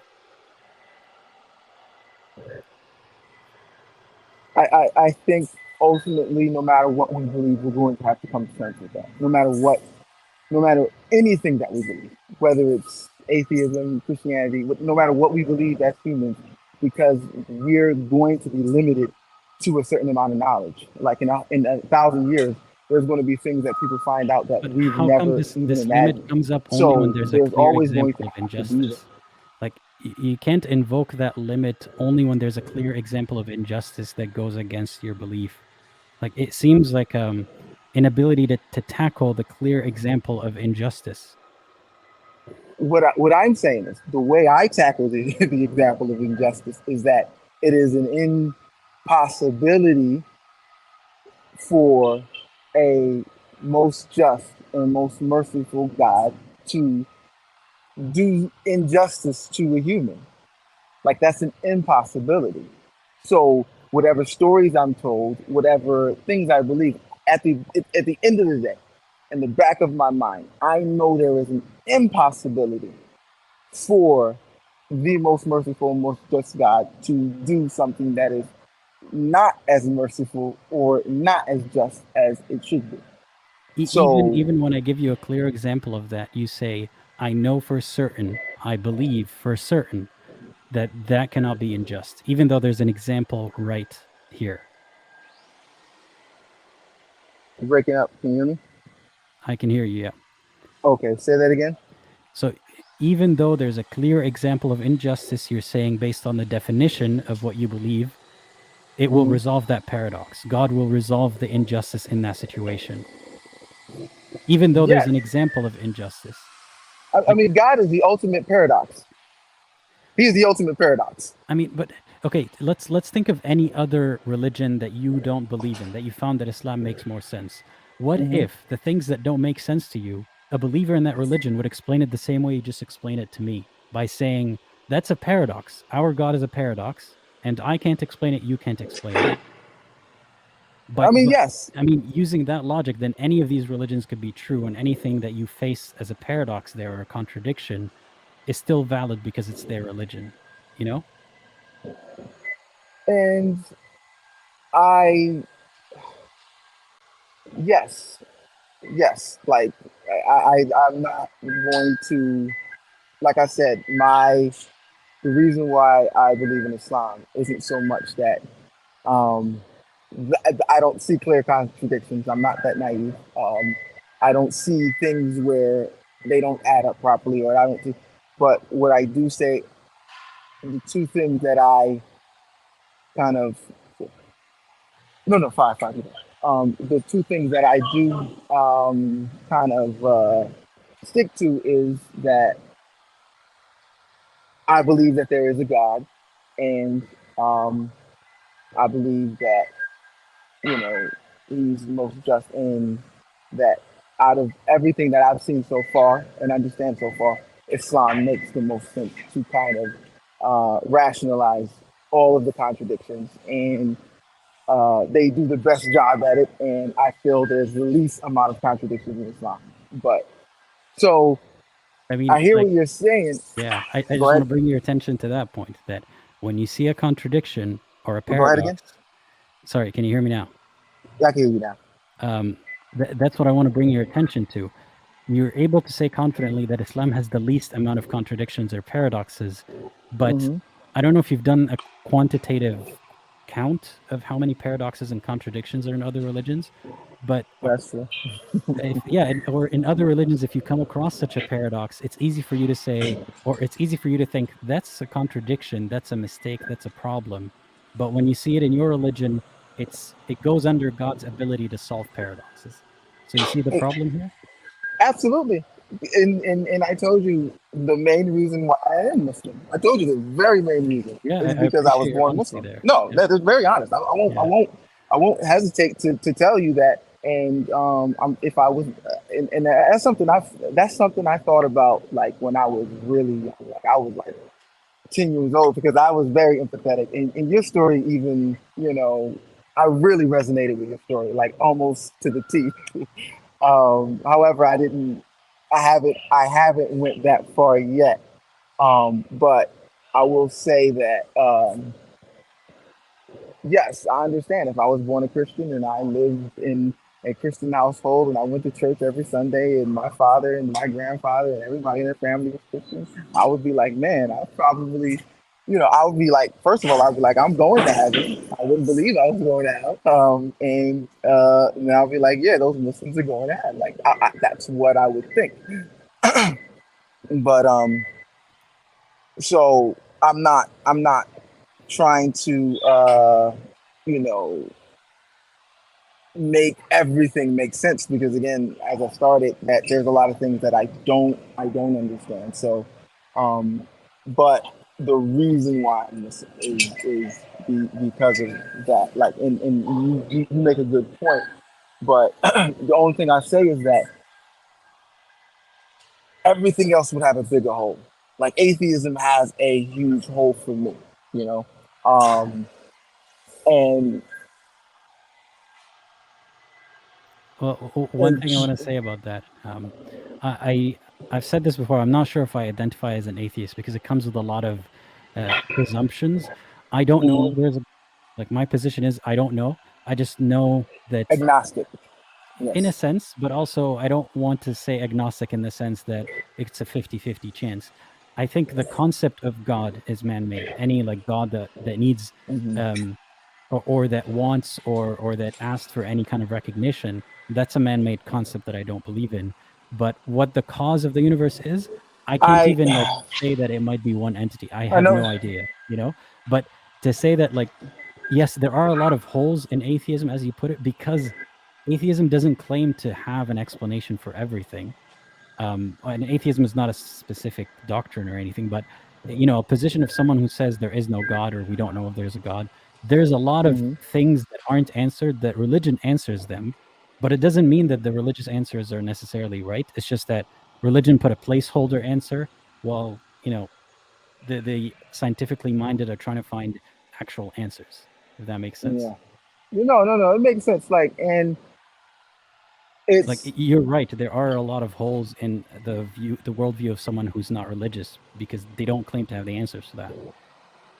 um and like again, another thing that does bother me, um, honestly, when it comes to Islam. First of all of the fighting on YouTube between Muslims is almost hilarious to me. But so the fighting in general, the dehumanizing talk and aspect of it is a big challenge because I I say to myself like if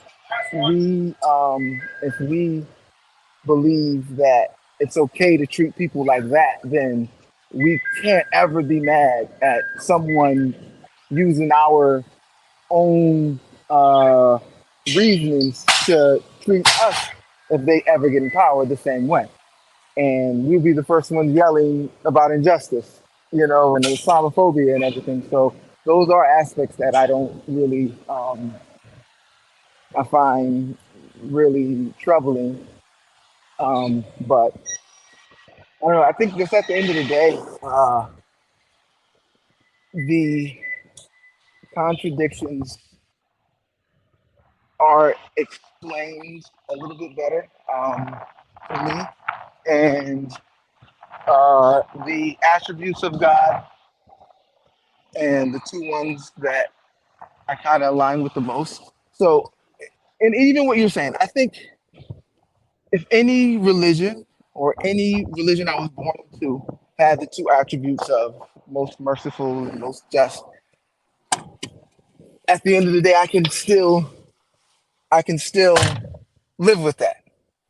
I can still kind of harmonize it and be like, okay, okay, I understand. I understand. Like I still have that saving grace at the back of my head. Like, if there is a God, one thing I can count on is that He's most merciful and He's most just. And you know, Yeah. Well, I appreciate you sharing everything that you believe in, all your opinions very honestly today. And yeah, I hope this was an enjoyable conversation for you as it it was for me. was. And Yeah, yeah, I've been excited to talk to you for a while. I've been up and down in what I think, and today you said I'm still, hopefully, I'm still a Muslim. Some people may not think I am because of my own thoughts of things, but I still consider myself a Muslim. So I was excited to actually call today. well, I'm actually happy to hear that that you've wanted to call and that you did get to call. So I'm Yeah. glad you did too. Yeah. So thanks again for the call today, and All right. I hope you have a great rest of your day. All right. You too. All right. Bye bye. Bye. All right. Thanks again for the caller. We've got two more callers in queue, and a caller that we've spoken to before. So, Said, if I do have time, I'll try to get to you. But anyway, thanks again to Sharif. I really appreciated that call. So, something I want to highlight here. Peter 2 Apologetics is saying tons of contradictions in the Quran. He is lying. So I get this sentiment a lot from usually, and that's not to point fingers, but usually I get this kind of accusation from people who watch other channels like, David Wood, Christian Prince, and the likes. And they come armed with specific talking points about certain contradictions, certain problems in the Quran and the Sirah and the Hadith, all that kind of stuff. And they're so eager, like I'm having a conversation with someone and they're so eager to throw it out there when it's not necessarily relevant to what we're talking about, to say, make him answer for this, make him explain this problem away. And then they have the presumption that if the caller doesn't see the problem, or if the caller didn't, like, say, for example, this caller didn't really say that the Quran has no contradictions. I don't think he touched on that at all. But the commenter is accusing him of being a liar.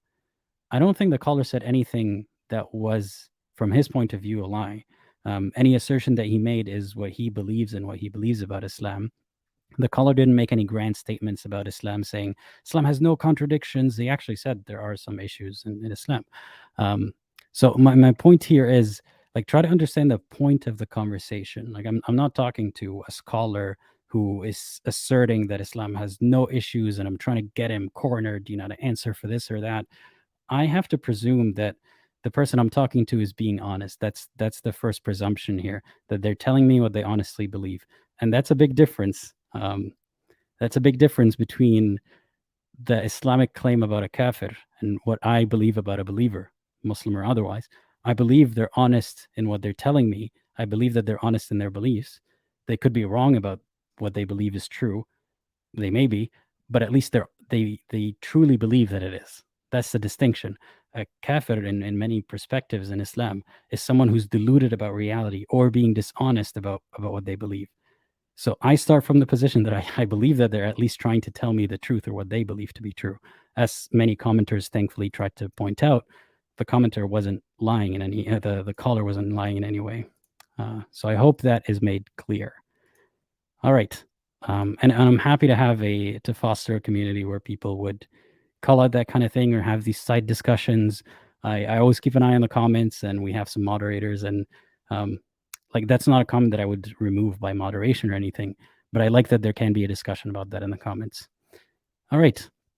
Getting to the next caller. We've got two more Muslim callers, at least, maybe Saeed as well. So Jonathan, I hope you're ready. I'm adding you in 3, 2, 1. Hey, Jonathan, how's it going? Hello. Nice. Fine. How are you? What brings you to this channel today? Just randomly, I saw your channel, so I did my Shahada yesterday, and I'm excited to see about Islam. And the thing I discovered, I know that you talked about the point of view and said that uh, that one thing can be true for one guy, but at same thing can be false for another guy. So it depends on mentality. Now, you questioned him about justice and morality. So do you have problem with justice and morality overall, or just Islamic justice? Well, it's not that I have a problem with justice. It's the caller was saying that one of the reasons they believe in God or Islam or Yeah. religion in general is they believe that without that God, without the afterlife, without hell, there is no justice. And my position is it's true. There is nothing that is stopping, like, there's nothing that's giving us cosmic justice. We have to seek justice. And at the end of the day, life is unjust. And that's my position on it. So, do you think that the Islamic justice is actually just to all the humans that live? Definitely, I believe in it. Okay. Yeah. So, what do you believe? Do you believe that it's just for someone who doesn't believe in Islam, like yourself, a week ago, to go to hell? I would say, yeah, it's right. Because some people are there who believe in morality, and they do good deeds like Muslim do. But the thing is that God gave you life, right? God send you commandments, prophets, and when He wants you to perform all the deeds, like spend your all life how He told you, and you are still not doing it, and after the death you want him to give you the Jannah, the heaven. So how does that No, work? that's not what I'm saying. So that's a false dichotomy that I see a lot in religion. Um, I'm not saying that everyone should go to heaven and God is mandated to do all that. No, I'm saying the whole heaven and hell paradigm and the Yeah. Islamic way of doing it is not just. Like, for example, you Why 2 weeks ago, like if you had died 2 weeks ago, not 2 weeks ago, a year ago, did you believe that Allah gave you commands to follow and all that stuff a year ago? Well, I believe that's true. That will be okay. The reason is that because we are on earth for the God, for His commandments, No, no, right? no, I'm asking you, a year ago, did you believe that you are on earth to worship Allah? So you believe Allah is a true God or not? Just tell me that thing. No, I don't believe that this Right? description is true. That doesn't matter. You are just considering Allah to be another a false God. But I think don't about think. my point of view. Just think about my point of view. No, no. I believe. Like, if we want this conversation to go on, like, I want us to. I'll let you lead the way, but I Mm. think we have to start somewhere, and we're starting by me asking. A year ago, did you believe? Because you asserted that God told us many commands, and a year ago, did you believe that Allah created you to worship Him? Yep, I got your point, but A year let ago, me yeah. then you can decide it. Your whole YouTube, all the people can decide it. I'm saying that you don't believe in Allah. You believe that Allah is another false god. But just think I'll about. let you talk about that. I will let you talk about that. Yeah, I'm saying just think about my point of view. Let me talk, and then you can decide it. I believe that Allah I is. don't think I don't think this is how a conversation works. You said something like, You're this not. is not the kind of You question that I say, came up with out of brother. nowhere. You had said earlier in this conversation, God created you, God ordered you to do these things. How can you expect Him to take you to heaven afterwards? I said, that's not what I'm saying, right? I'm Okay. asking you, did you Mm-hmm. believe a year ago that Allah told you to do these things? Mm-hmm. Did you? Yes or no? Yep, I believe Allah has told these things because when I discovered this, I found the sense and justice and morality in His That's not what I'm teachings. asking. I believe you. I believe that you believe in Islam. I'm saying a year ago, did you believe that Allah told you to do these things?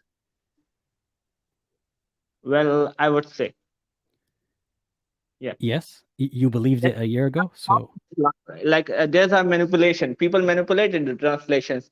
They change the meanings of it. But I'm when not telling you was Islam true or not a year ago. I'm saying, did you believe in it a year ago? um I started believing in it 3 months ago. Right. So a year ago, 12 months ago, you didn't believe, like, and I'm not calling you a bad person for not believing, but you didn't believe that God, Allah, told you to do certain things, right? That's a different point of view. It's not about reality, right? No, I'm not telling you, therefore, Islam is false. I'm saying you didn't believe it a year ago.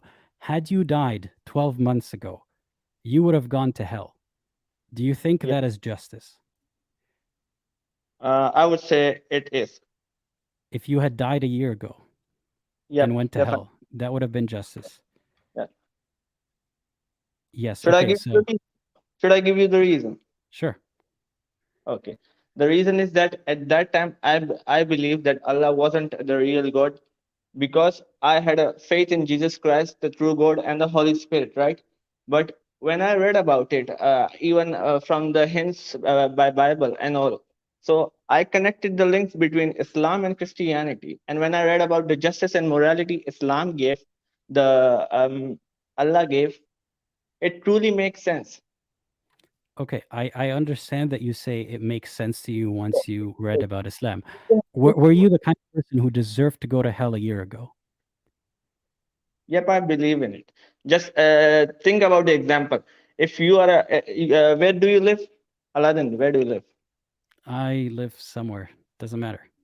Just okay. Just example. You live in America, right? Sure. Uh, okay. Just it's an example. You just like you live in America, but you don't believe in the Constitution of America. You don't believe in the teachings of America, and you try to live on your own. So should America treat you well or not? I think this is a rhetorical question that is going to take us down a This different makes this line makes of questioning. see, you doesn't believe in Allah, you doesn't believe in his teachings, you don't do things according to him. So how does this make sense that Allah should give you the heaven? It's not about justice or morality. It makes about sense. I never said that God should give me a heaven. Again, I don't think you've been listening to me. Like that's the problem with this conversation. I want you to listen to what I'm saying like I'm listening to what you're saying. I've heard every word you said. And from the beginning of this conversation, I said, I'm not saying Allah should put everyone in heaven. I'm saying this whole paradigm of heaven and hell is a problem. So, going back to your point, you think a year ago you believed in Christianity, you would have Yeah, deserved to go to hell because you believed in Christianity. yeah. So, do you think you were a bad person a year ago who deserves to go to hell? I will present it like this, that Yeah, yes or if, no? it depends on it, right? No, you It you know yourself, right? A year answer ago, no, it a question cannot be answered always yes or no. If someone gave you a question in exam, will you just do it with yes or no? That doesn't work I like that. agree. I agree. Not all questions are yes or no questions, but this one should at least have a semblance of a yes or no direction. A year ago, But did you the deserve to reason, go to hell? okay, okay. The reason is that if you look at different faiths, they have different system of going to heaven and hell. In Hinduism, they believe that even if a person spent his life bad and he does not believe in God and he spent his punishment, he can still go to the heaven. So how does this make sense to them and to us not, right? So That's not I really. believe, Yeah. see, Okay. in Islam, it's simple that all things are you have to do all the good deeds. But the reason is, but first you have to do is to accept the God which tell you the deeds. If you think that even a non-Muslim can go to the Jannah, even a Muslim can go to the Jannah, then what is the purpose of life? You answered my question with another question. A year ago, like now you're asking me for the purpose of life. I don't really have a specific answer for that. And that is not a yes or no question. But No, going no, back to a more yes or no question, did you the deserve answer. to go to hell a year ago because you believed in a different system of I, justice? I believe in it, right? I believe in it. That I that understand that that. was the justice. That was truly justice. I'm saying a year ago, you believed in the Holy Trinity. You were trying to be a good person as a Christian, I presume, right? Do you think you Yeah. deserved to go to hell a year ago? Yes, I believe that I deserve to go to the hell. The reason is that I wasn't following the true God. And okay, so let me try to break it down to you this way. With I some understood. time, right? I understood No, your part. no, I get that you understand this point now, but let's take it a bit further. So, what changed about you as a person in the way that you treat others and the way that you live your life, since like as a Christian versus a Muslim? Okay. So, do you have question about just this one thing that God sent us to heaven? Why, or not, or just the whole justice system of Islam? I'm trying to use an example. So my issue here is that See, show me anything which you believe that is not justice in Islam. Show me anything. Anything. I'm ready for it. I'm just the Yeah. fact that you say you're ready for it, you're not ready for a conversation, you're ready to give a rebuttal to something. I'm trying to tell you here, a year ago, I don't think, look, I'm assuming you're a good person. I don't know you. I'm assuming you do more good things than bad things. A year ago, just because you were a Christian, right? If you were the same personality, you did mostly the same things, I don't think you deserve hell more a year ago than now. Then why do you believe that I do not deserve the hell? Why do you believe in it? Because I don't believe that, it doesn't make any sense to me that God would send people to hell based on whether or not they're convinced by a religion. Because people can disagree, and this is a problem that a lot of theists like don't acknowledge. People can disagree, people can be wrong honestly. You know, like you and I can disagree on philosophy, for example, and both of us can be very honest in our disagreement. I don't disagree with you about Christianity because I'm a bad person, or Islam because I'm a bad person. I'm not convinced, right? So I don't think that not being convinced of a religion makes you worthy of going to hell. Okay. Wait. On earth, there are more than 50 religions, right? Everyone cannot be on the true path of the true God. So, how does it make sense to you that every person has to go heaven? Because many people, like all the religions, are not on the I true think path. you're thinking too. You're still focused on heaven and hell. How does everybody deserve to go to heaven? That's not what I'm saying. I'm saying the whole paradigm, the whole system doesn't make sense. The whole system is unjust. Like you have to zoom out a little bit. Not unjust, brother. That is not unjust. Let me explain it to you. If a Muslim do bad deeds, okay, if a Muslim do bad deeds, he has to first pay the punishment. He has to suffer the punishment, and the punishment you have in your mind is not that one. If you if you research about the punishments, it's way more cruel than what you expect. Wait. If I research, I'm sorry, you just took your Shahada yesterday, right? And you're telling me if I research about the punishment, how do you presume that you know more? And this isn't, I never do this. I never tell people I know more than you about Islam.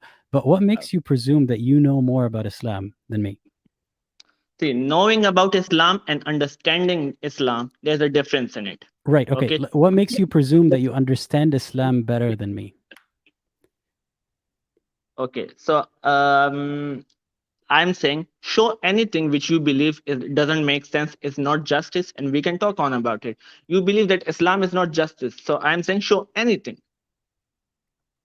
I'm trying to have a conversation with you. I'm trying to show you examples, and you're telling me assertions like it's not what you expect. No, I'm trying to tackle something deeper than just specifically Islam here. Like I'm trying to tackle the way that you think about why I believe, why you believe. Okay. Aladdin, I understood. See, for justice, every religion have different rules. Okay, so you believe that Islam is not full of justice. So there will be specific rules on which you believe that these rules are not of justice. So I'm saying if you have any doubt, then any question, then you can tell to me that if those rules doesn't make sense, I will leave Islam right away. Here's what I'm trying to explain to you. So just one big example of injustice, like I said, is let's break it down into very simple terms. You and I can disagree about religion, about philosophy, about things that aren't provable facts. There are a lot of things in this life that aren't provable facts. For example, let's say we live in the same city. I think we should raise the taxes 1% and have a better bus system. You think we should lower the taxes 1% so people can have more money, and then people are going to be able to afford cars easier.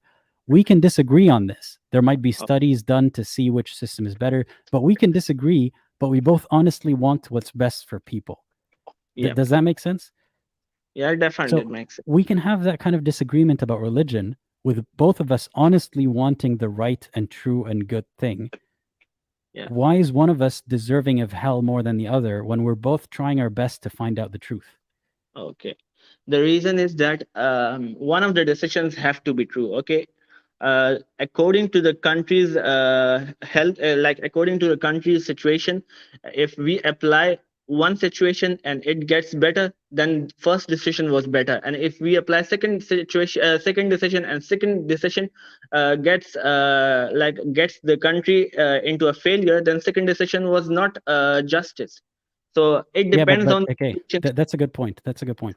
So, but both of us here, me and you, like say you picked lower taxes, I picked higher taxes. Turns out I was right. We both assessed, we both looked at studies of other countries and other cities doing it. We both honestly tried to find the right decision. Turns out my decision is better. Turns out my decision, and it just happened to work that way. I still don't think you deserve to be tortured or punished because you honestly arrived at that conclusion. You see the problem? See, sometimes some decision, like your decision is better in your point of view, my decision is better in my point of view, but both cannot be the 50-50. Yeah, but I'm saying it seems like you're set on punishing the person who is wrong in their assessment rather than trying to help them figure out which is the truth. God says, see, in Islam, Allah says that a person who doesn't accept me as a God, I will give him the reward of what he did good in his life, in the current life, like in which he living on earth. But the punishment of not accepting me as a God, he will receive it in afterlife. So right, what you to believe that God is telling me that, I have to be a Muslim first. Don't interrupt, right? I'm saying just listen it first. So he did good deeds and he will get the reward of it. But the ultimate point of all the life and faith and religions is to accept the true God. It's not about my God is real or your God is real. First, you have to analyze all the religions and what religions, all the you can say the rules and all stuff. To different people, it may make sense, but to different people, it doesn't make sense. These are different. I'm sorry to interrupt again, and I'm sorry I interrupted you earlier, but the reason I interrupted you is because you were headed in a very different direction that doesn't really help us in this conversation. I am saying, you said God told us that he will reward the people for their good deeds in this life and then punish them later for not believing. What I wanted to interrupt and tell you, someone who doesn't believe in Islam doesn't actually think God told them that. So you think it's fair because God set the terms and conditions, but non-believers don't actually believe that these are the terms and conditions. So if a person does not receive the revelation, if a person have never heard about Islam, he will be not going to have hell. Okay, Islam says that. I can give you the that's not what I mean. That's still not what I mean. Someone can hear of Islam and speak to Aladdin, wait. But if a person receives the revelation, if a person hears about Quran and he hears about Quran teachings and all, and he still doesn't believe in it, then it's his fault to not accept the true message and not the true God. Yeah, I tried to demonstrate that with an example for you, but I think you're very set on arguing that you're not even considering, you don't have empathy for yourself from a year ago. Like, I'm trying to give you an example. A year ago, you were a similar person to who you are today. You were convinced of Christianity, according to what you're saying, and you say you deserve punishment. I presume that you're saying that because you're trying to win an argument, not actually because you're thinking about the question. Right? I'm trying to explain to you, someone who's not convinced of the religion, like your point is someone who hasn't heard of Islam. That's not what I'm saying. You might have heard of Islam, might have read into it, might have spoken to sheikhs, and I'm not convinced. How does that person deserve eternal hellfire like you a year ago? Are you a better person this year just because you're a Muslim? Not just a better person. Are you not worthy of torture because you're a Muslim? So leave Allah, leave all the gods of other religions. Do you believe there is a creator or not? Just tell me this thing. I don't know how the world began. No, no. Do you believe there will be there should be a creator, or will be a creator of the whole system, universes, etc. or Will not? be in the future or should be? What do you mean? No, I'm saying like there was a creator or not of all the things. Like I said, I don't know how reality exists. I don't know what the source of reality is. I don't know how matter came to be or if it was always there. I don't know. I can So say I don't know. okay. So if you don't know about how these things are made, so what's your thought on like how these things came into the life, came into existence? It will connect it to it. What's my thoughts on it? I could tell you honestly, I don't know. Like I can repeat some certain theories about, like for example, Okay, you don't have a you can say see, you're explanation. telling me not to interrupt. You didn't even let me finish the answer because you're not asking me a question to know what I believe or what my thoughts are. You're using it as a point towards your next point. So what I'm trying to say, like, do you want to know the answer or what were you going to say? I don't think the answer actually matters. Okay, so I'm saying you don't believe in God, right?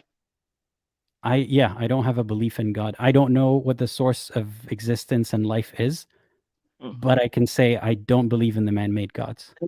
Why do you think there's not a creator? There's a difference between what I just said.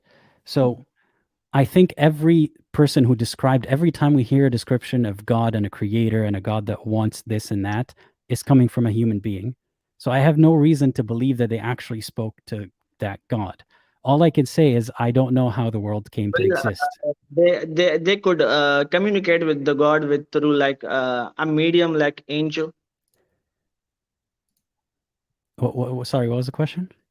Like we Muslims believe in it that all the prophets, not just Muhammad, it's Jesus Christ, Moses, Abraham, all connected to God. All were connected to God with through angels. That's a nice story, but where's the question? You believe that it's a story. So do you have any proof to prove it that it's a story? Because that's your point of view that it's the Wait, story. do you have any proof that it's real?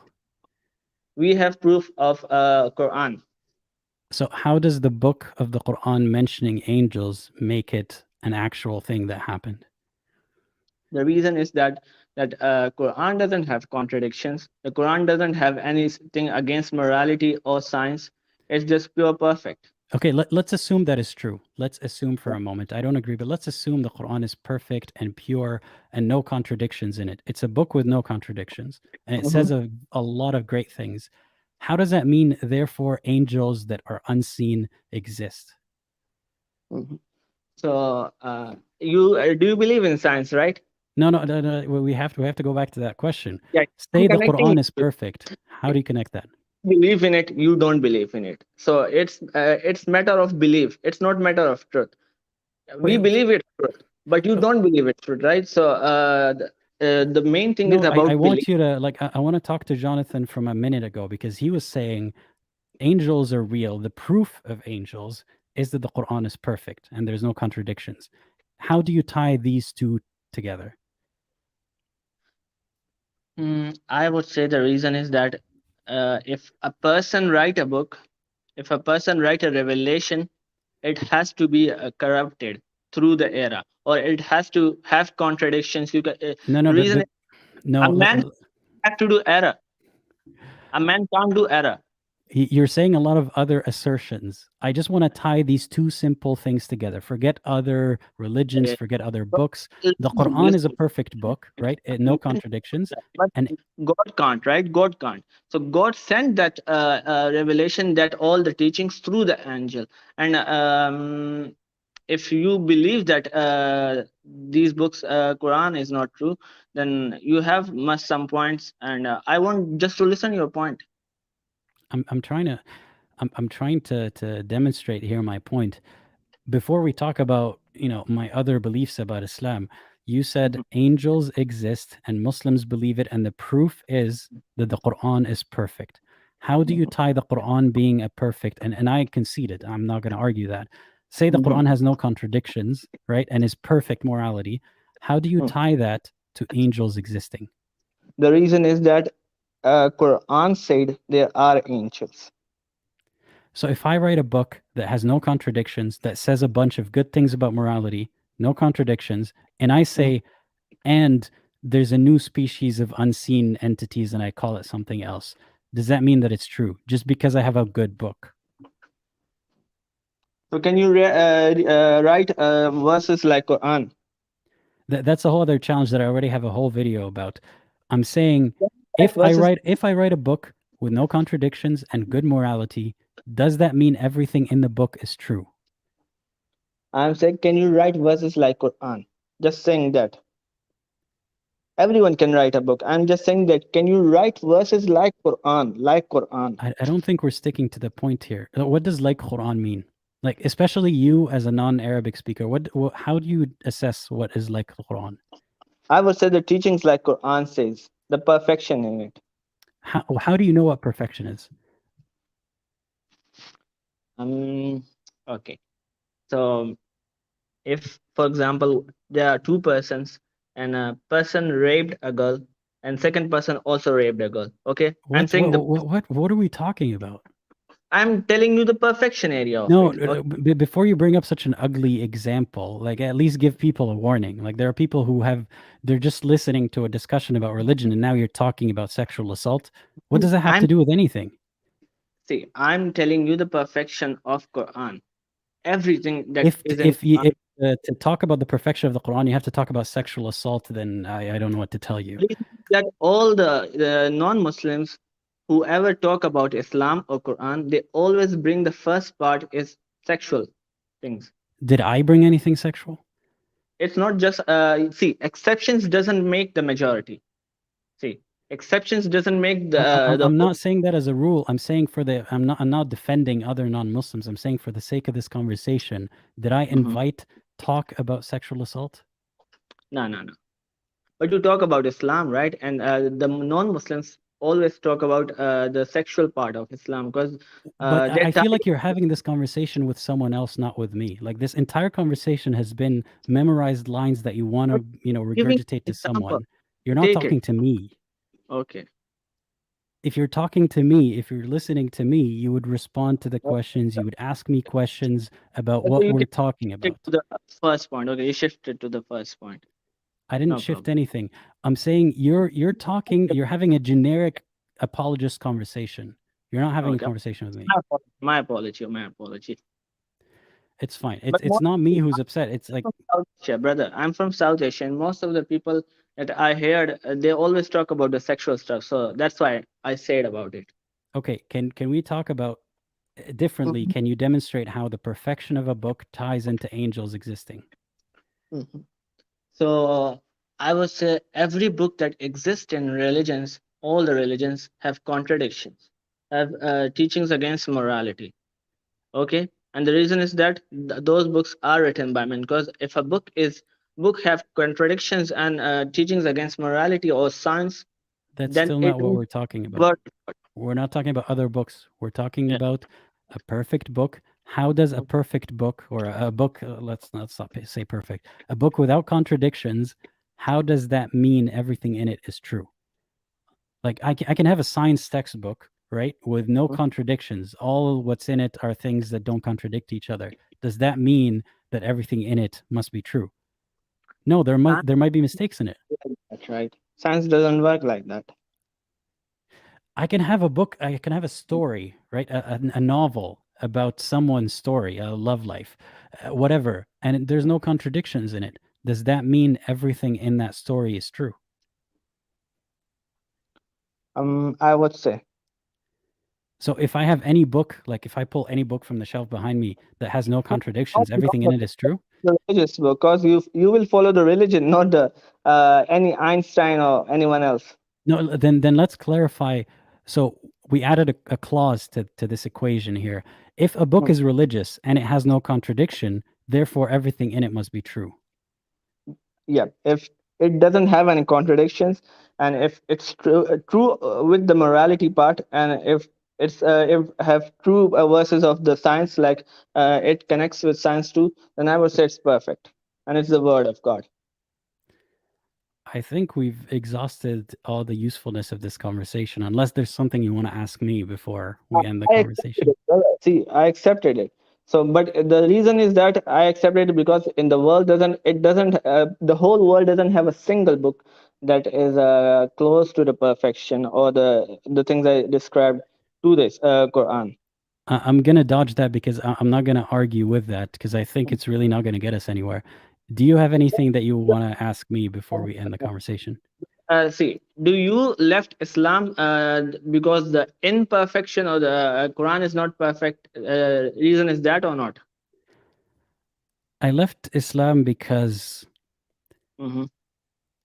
I was unconvinced of Islam. From a very young age, even, I had a lot of questions. I just didn't consider the possibility that the answer might be these contradictions are actually contradictions and it doesn't make sense and the religion is not true. The reason I asked because I accepted Islam yesterday, and you have left Islam. I don't know where when, but you left Islam, and I accepted Islam. So there's a difference in it. In it, okay. So do you have any points that you believe that this is the reason I left Islam? Can you talk to me about that? I don't think it's worth trying because even in my trying to give you an answer, you made it about you joining Islam yesterday. See, You're not listening. but people will listen it, right? They will even say that it makes No, sense or I'm not. saying you're not listening. People here have heard me talk for hours and hours and hours. They've heard me a lot. You left Islam because of Islamic teachings, but you cannot talk to me about Islamic teachings. When I say that, show me any teachings that you left through it. The reason why I refuse to entertain that line of questioning is because you still misunderstand the point of this conversation. You still The point. really the point of this conversation is to try to understand what you believe and why you believe it to be true. I can even divulge why I believe and why I don't believe. That can also be part of it. But to you, the point of this conversation is bring me this and I'll leave Islam. I'll show you all that stuff. Like this is a Dawah spiel for you. This is not really a conversation. So, okay. I So have the 200 videos I on think this. that Like I you have first 200 shorts, videos, and live streams. I talk in them all the time about what I don't believe in Islam or what made me not believe. I will watch the all your shorts and will You don't reply have to you. to, but I'm saying this No, conversation, no. you're not trying to listen. Okay. See, just listen to me.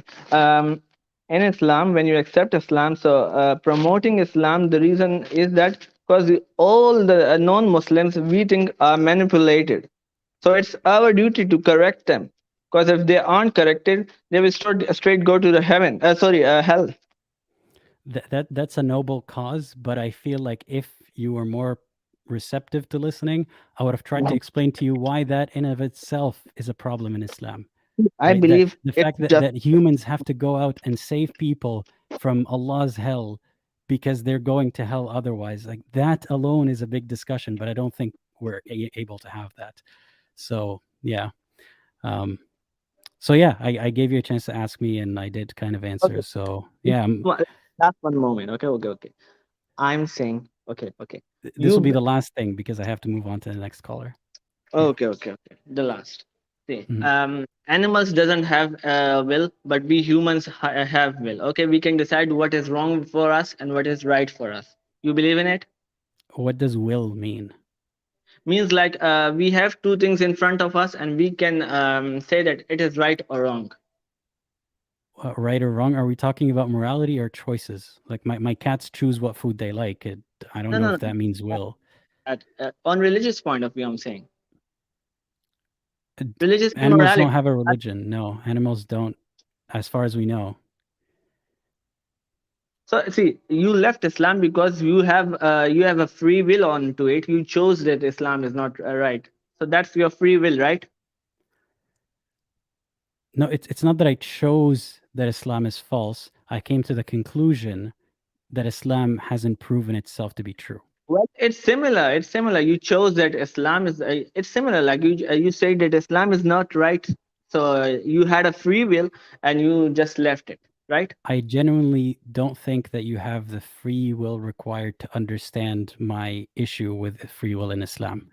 Like, let's put it that way. If you don't have a free will, you cannot live it. I'm saying I don't think you can. I could try to explain to you, but based on how this conversation has been going, I don't think you would really understand where I'm coming from. So Okay, so let me say okay last thing. Okay, I will just say it the last thing because you don't believe in free will and on all stuff. So leave it. I'm saying that you say that it's not justice if a non-believer and believer both go to like one goes to hell and one goes to heaven. So if both goes to the heaven, then the religion doesn't make sense because the religion is basically test of about two persons that who will choose the true path and who will choose the wrong path. So if a person choose the right path and the person choose the wrong path, and if both have like if both can go to the heaven, then what's the point of religion? What's the point of the creation? What's the point of the life? I think if you had listened to the first answer I gave you in the beginning of this call, I specifically said my objection isn't why doesn't everybody go to heaven? My objection is with the entire system itself. So I really don't think we can get into that conversation right now. But Okay, I appreciate you calling But- today. Yeah. So just one more. No. You kept saying one more. Just one more. I'm sorry, that's the end of the line. Just one. There are other callers. This is selfish of Okay, you. just one. I can just say just one. Just 1 minute, 60 seconds, okay? Or Okay. we can make it 60. Sure. Okay. So the thing I want to say that say that if a God doesn't send a person to heaven, he did good deeds and still he said that he doesn't accept me and I will send him to the hell. Then what's the wrong path in it? Like what's the wrong part in it?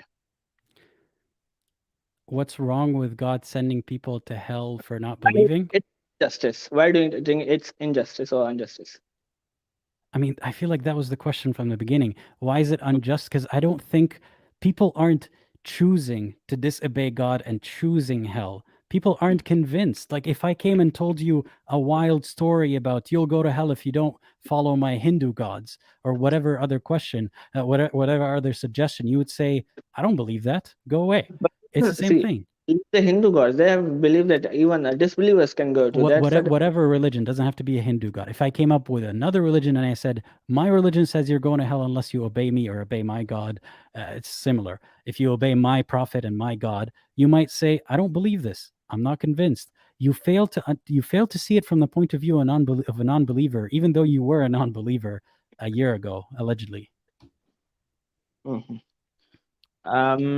My reply would be is that you Allah created you or God created you, okay, and if you doesn't believe in him, so it's pure justice that he will send you to the hell. And example of is that when a doctor orders you to take this medicine and you doesn't take it, then you will ask him, how is this justice that I'm not getting well? This is a very bad example. I'm not going to get into why it's a bad example because you said it was the last thing we'll talk about. So anyway, I appreciate you Well, I will calling, still and we'll have to join move on to the next caller. upcoming wall streams, okay? What's that? I'm saying that I will join your upcoming streams because I found you a bit interesting. Okay, perhaps we'll talk again. I'll take care. The morality things, all I will join it if you will talk about it. Sure, maybe we'll have a conversation in the future. All right. Okay, Have a good one. Bye-bye. All right. Thanks again to the caller. MKWKE says 159 viewers. I think we've had around this number before, but it's a great number. So thank you, everyone. Drop a like, all that good stuff. We've got 2 more callers. We've got another caller. I'll just read a few comments and then I'll get to the callers. Arrow Dart saying, thanks a lot for the super chat. Says, I know it's a small amount, but that's for don't interrupt. Don't worry about the amount. I appreciate it anyway.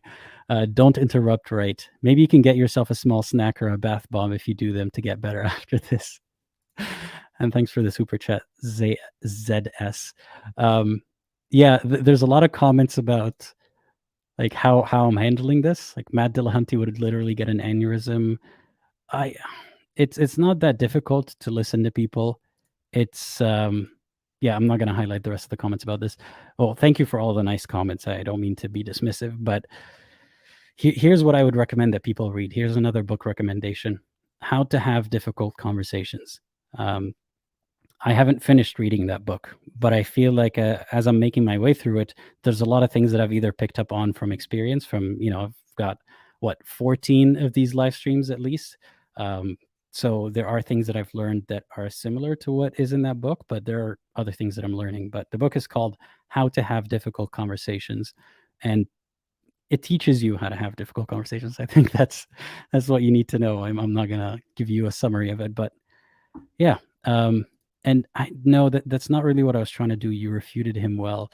I don't want the conversation to be an argument, right? Like I'm not Matt Dillahunty. That's not how I do things. But the previous conversation was, it was a bit too sharp. All right, let's get to the next caller. The next caller is that guy. That guy, I hope you're ready. I'm adding you in 3, 2, 1. Hey, how's it going? Hello, can you hear me? Yeah, I can hear you. Oh, thanks. I can kind of hear your voice is a little far. Hold on. Yeah, if you have a better mic. Can you hear it now? Is it better? It's the same. Let me get another one. Sure. All right. Which guy? That guy. Yeah, I was just that's the person's screen name. That guy. Is this better? Much better. Yes, Okay. thank you. I was actually using the wrong one. Yeah. Well, welcome to the live stream. Tell me what you believe. I'm presuming Islam, and why you believe it to be true. I kind of just believe it because it's like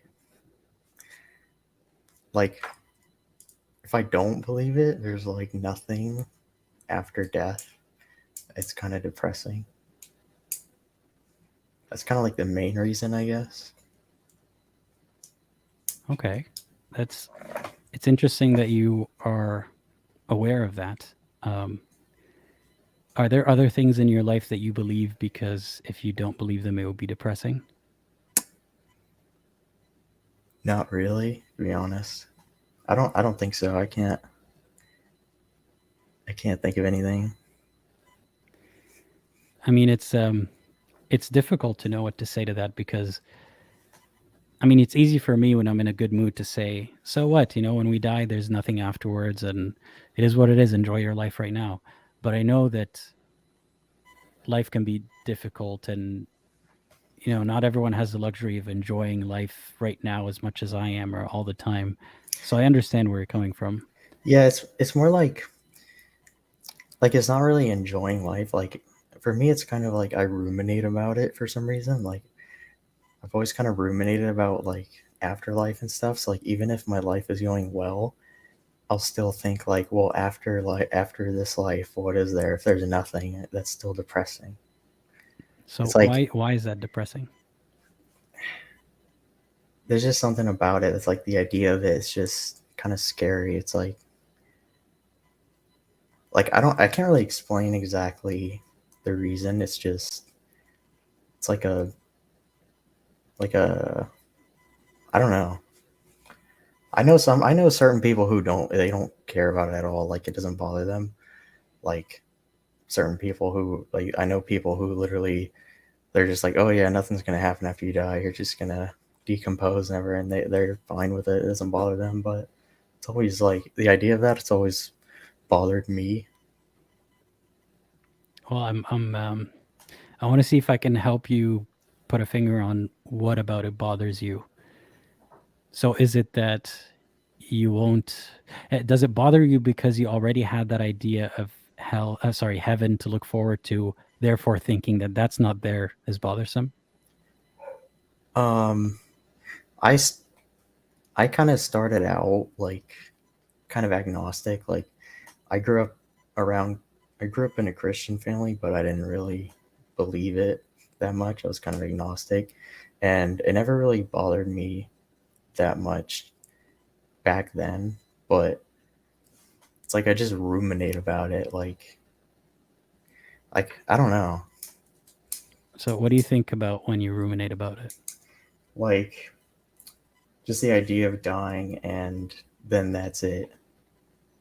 Like, and then everyone who has ever known you will die, and then that's it for them, and then everything will just end. It just, I'm it's hard to wondering if explain.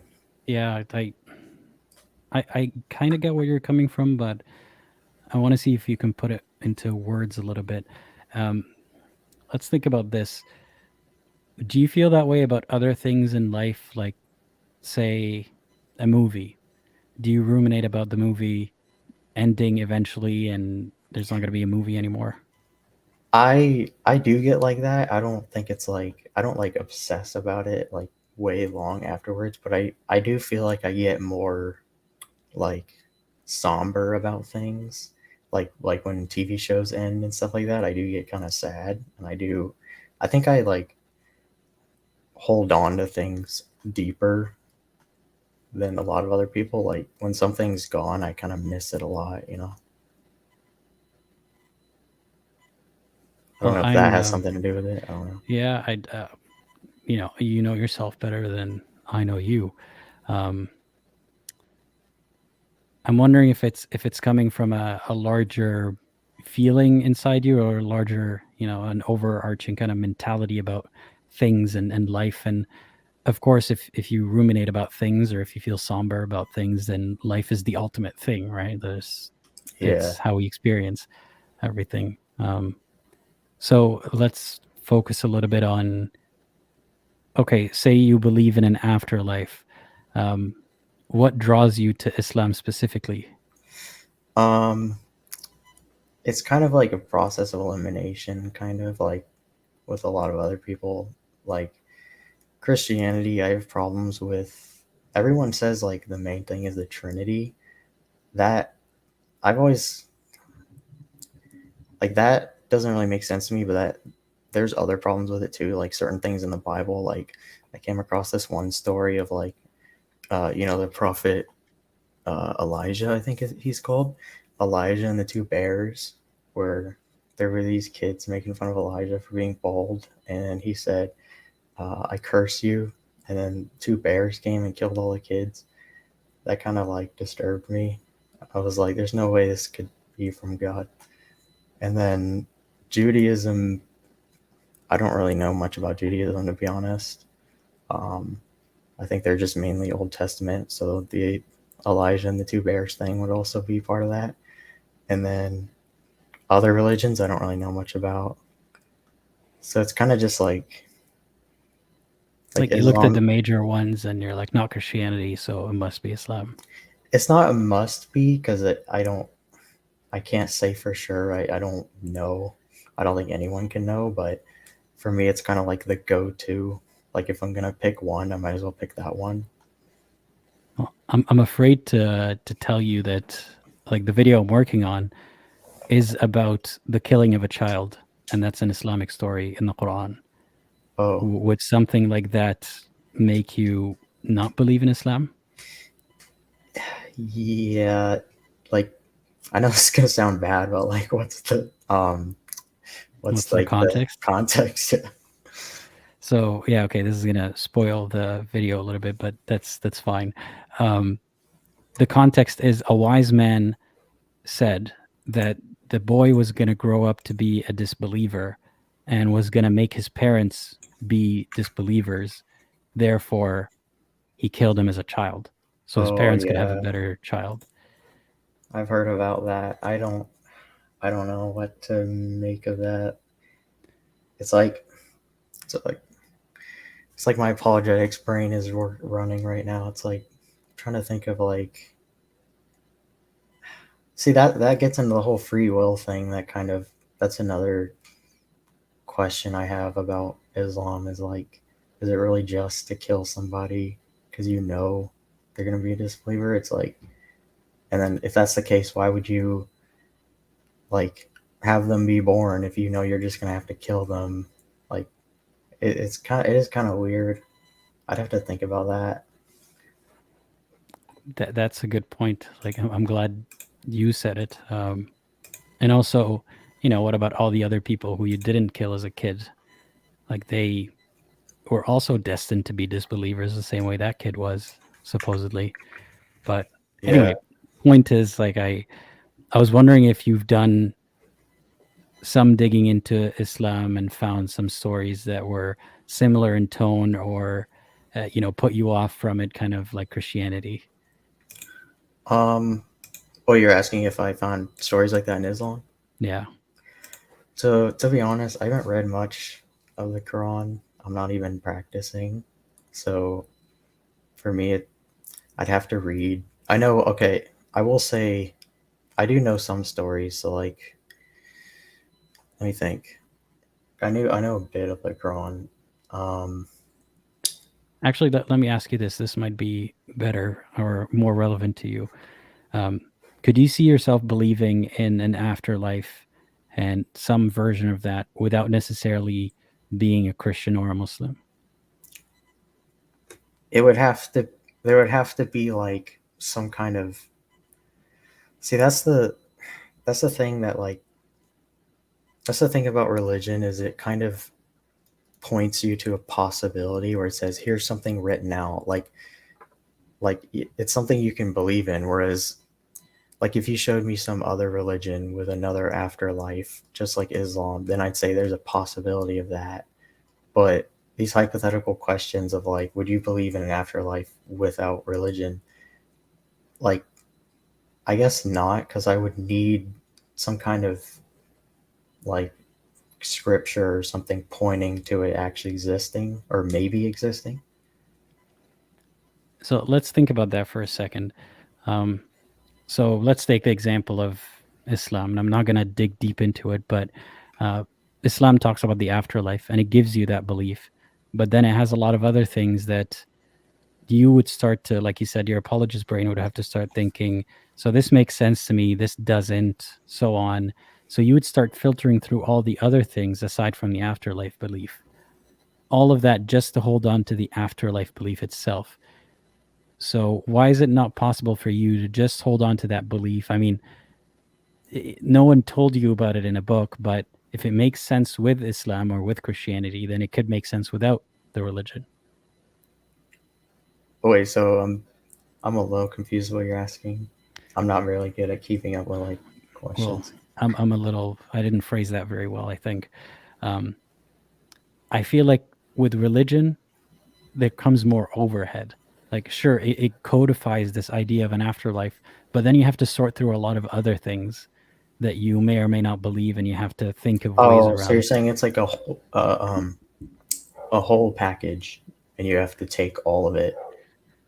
Not necessarily what I was saying, but also, I mean, yeah, or that at least you have to contend with or think about a lot of other beliefs as well in the package. For me, but you've already accepted the afterlife. I haven't accepted it. For me, it's like I want to believe in it. It's like a desire. It's like a hope. Like, I hope there's something after this life, and I hope so bad that I'm almost willing to play apologetics for a religion just to, like, believe in it. So why can't you hold on to that belief without having to do apologetics? Because if I don't do the apologetics and believe in the whole religion, then I feel like there's not even a possibility of, like, what afterlife would I believe in if there wasn't, like, something pointing to it? I mean, the something that's pointing to it, like, say, Islam or Christianity, what it boils down to, from my point of view, is a bunch of things that humans have written down and said. So they're thoughts that other people had about the afterlife and religion in general. So you feel like and correct me if I'm wrong, but you feel like your belief in the afterlife, or your desire to believe in the afterlife on its own, is not as valid as if you follow the words of these men about the belief in the afterlife.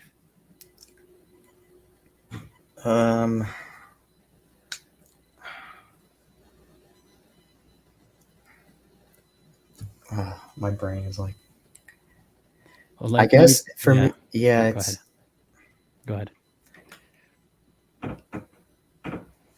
I don't know, to be honest. I mean, I can rephrase it. Um,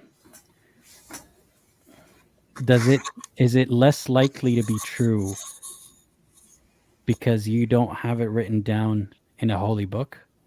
Yeah. So it's less likely to be true because it's your idea independently and not an idea that you and a whole group believe in. Is that why?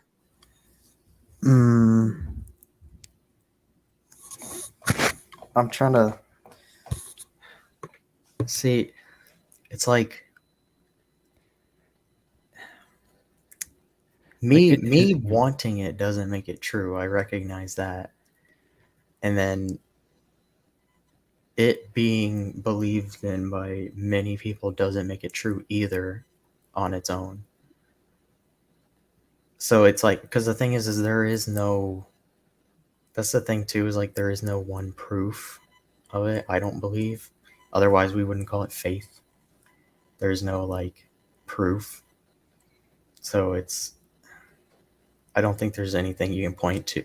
Like when you try to say, oh, how do you figure out like how to prove if it's true? I don't think you can. Okay, let's think of it this way. What the same belief, afterlife. You can have that belief independently of religion, or you can have it with a religion. Right. What is it about having it with the religion that makes it more, I don't know what the word is, valid or likely or more comfortable to believe in? I guess because when I think of it on my own, it just feels like I'm making something up. Like I don't have any proof for myself. Like it's just imagination. Whereas when it's in a religion, it's like there's a possibility of it being true. It's interesting that you use the word proof here. You said you don't have any proof for yourself. It's just imagination. But you also said that religion is, about belief, not proof. Yeah. But I'm not trying to corner you or something about what you said. I think it's important because these words mean something, because you said it. It says something about how you're thinking about it. So do you feel like more people believing it is not proof, but it makes it more likely to be true than if you just came up with it? I can't say that because like a billion, or maybe not that much, but like a huge amount of people believe in like Hinduism. And I think if one person believed in Hinduism and firmly believed it and 100 million people believe in it, it wouldn't change a thing. So what is it about the idea being packaged in a religion or shared by a religion that makes it more comfortable to believe in, or more secure, or less like, that you made it up? I can't really quite explain. It's just one of those things that like it's a feeling. It's just like it feels easier. Like it's already pre-packaged in there. And like I don't know. It just feels. Does it feel like someone like in a religion, you can count on other people to have done some degree of digging or verifying for you? Yeah. Right. But if it's just you can't, you have no checks and balances on yourself. You can't validate your own idea of the afterlife. Yeah. Okay. See, kind of, we're getting somewhere here. Because I'm trying to help you figure out why you believe that way. Right. So is that true then? Like, examining that idea, is it true that if it's in a religion, then more people have had a chance to validate it than if it's just you? It's like I'm trying to think, like, see, my brain works well, but it works slow. So it's like I have to sit here and think about.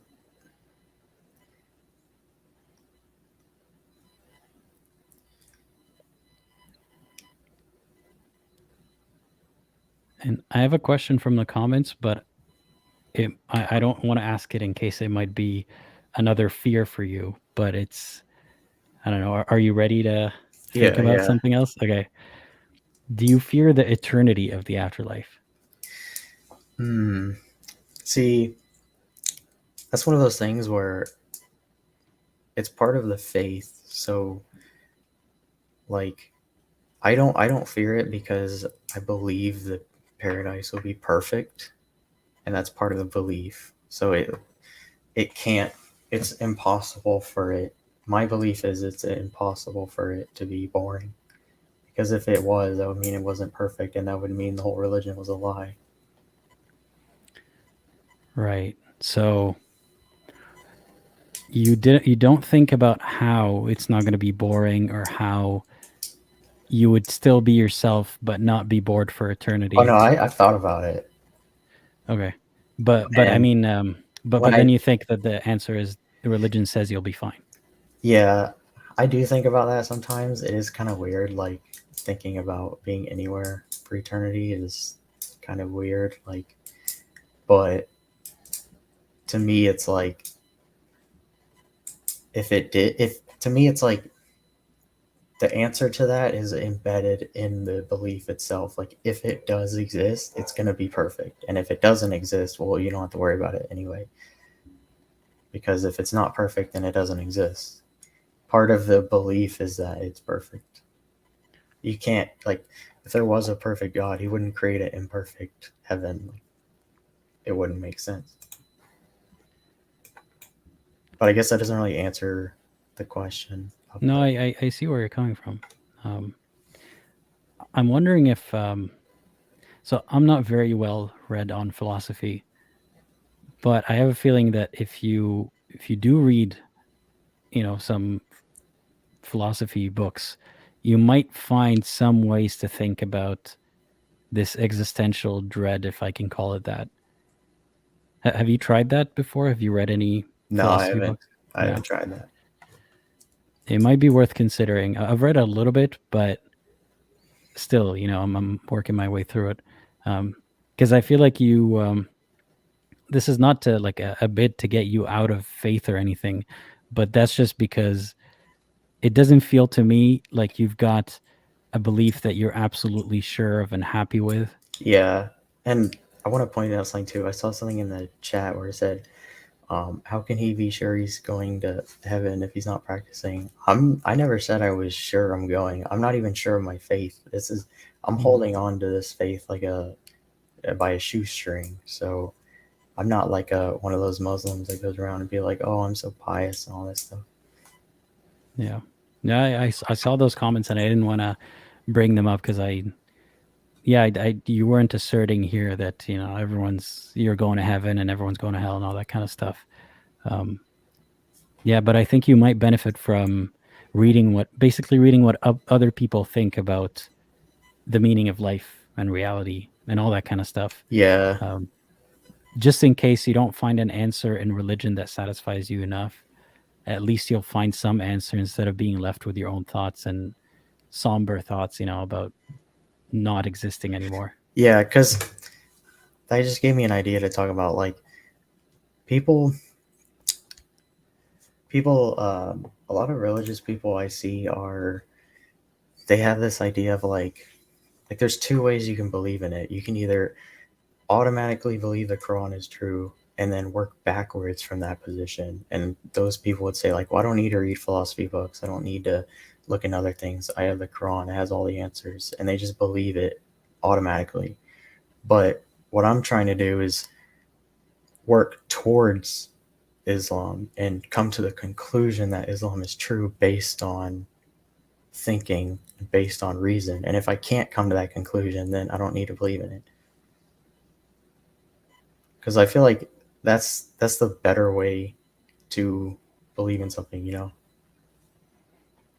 You're right in that assessment. A lot of people, myself included, back when I was a believer, I was born into it, so I started with the presumption that it is perfect. So I would work backwards. If something doesn't look perfect, I must be misunderstanding it. The people must be misunderstanding it. So there must be perfection there somewhere. But it's good that you're taking the opposite approach of assessing what you're reading and trying to assess if it is perfect. How would you define perfection?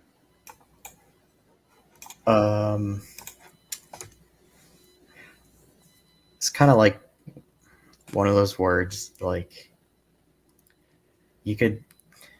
I don't know, to be honest. I can't come up with a definition on the fly. Or how would you spot imperfection? Let's say it that way. There's like an issue with it or a problem, or it's deficient in some way, or like I feel like if something was perfect, everyone would know. Like there wouldn't be anybody who would be able to like tear it down. That's my position too. I feel like if a book is perfect, let's just take the book approach. There might be critics, there might be people who try to point things out, but it should be clear. Every criticism should be clearly addressed and refuted, so to speak, in a way that doesn't even need argument. Like it's just so clearly perfect. So imperfection is very easy to spot, in my opinion. Yeah. Well, I hope that you find what you're looking for. If not in religion, then somewhere else. I do recommend that you try to read into philosophy and take your time with it. I know it can be like, I struggle to read philosophy. I think a lot of philosophers word things in very complicated ways, like unnecessarily complicated ways. But if you keep trying and try to find, you don't have to read every book that you come across. You can just put a book down and try something else. I really think there might be something in there that might help you form a better perspective on the nothingness of the afterlife, if that's the conclusion that you arrive to. Yeah, I'll definitely do that. Yeah. Is there anything that you wanted to ask me? You personally, does the nothingness of afterlife bother you? Like, I'll tell you the truth. Yeah. If it doesn't, then how are you able to not let it bother you? That's a good question. Most of the time, I'm not thinking about the nothingness of the afterlife or death. Like every now and then it hits me, I think, and it's happened before that, I'm crossing the street and I almost didn't pay attention and almost got hit by a bike. Could have been a bus, could have died right there. And then it gets me thinking, that would have been it. Like before, my safety net was, oh yeah, there's an afterlife. Hopefully I go to heaven. Hopefully I'll see all the people that I love. And, this is not the end of the line, but now it is. And the truth is, most of the time I'm just distracted by life. So perhaps if I'm in a worse position in life, like I'm not doing too great all the time, but if I'm feeling very terrible, maybe I'll be more likely to think about the nothingness of the afterlife. If I'm distracted enough by good things in life, or good things don't necessarily have to be luxuries, like it could be good struggles, like it's a topic I'm interested in, reading, philosophy, whatever it might be, then I'm less likely to think about what happens next, because I feel like ruminating on the afterlife is spoiling the one life that I have. But it's difficult to consciously choose to not ruminate. Yeah, I've always, I have a ruminating, I have obsessive compulsive disorder. So like for me, ruminating is like a thing I do, and not just with religion, but with like other things too. So, well, there was one thing you said that was good. You said when you have things to do and you're like you're concentrated on other things.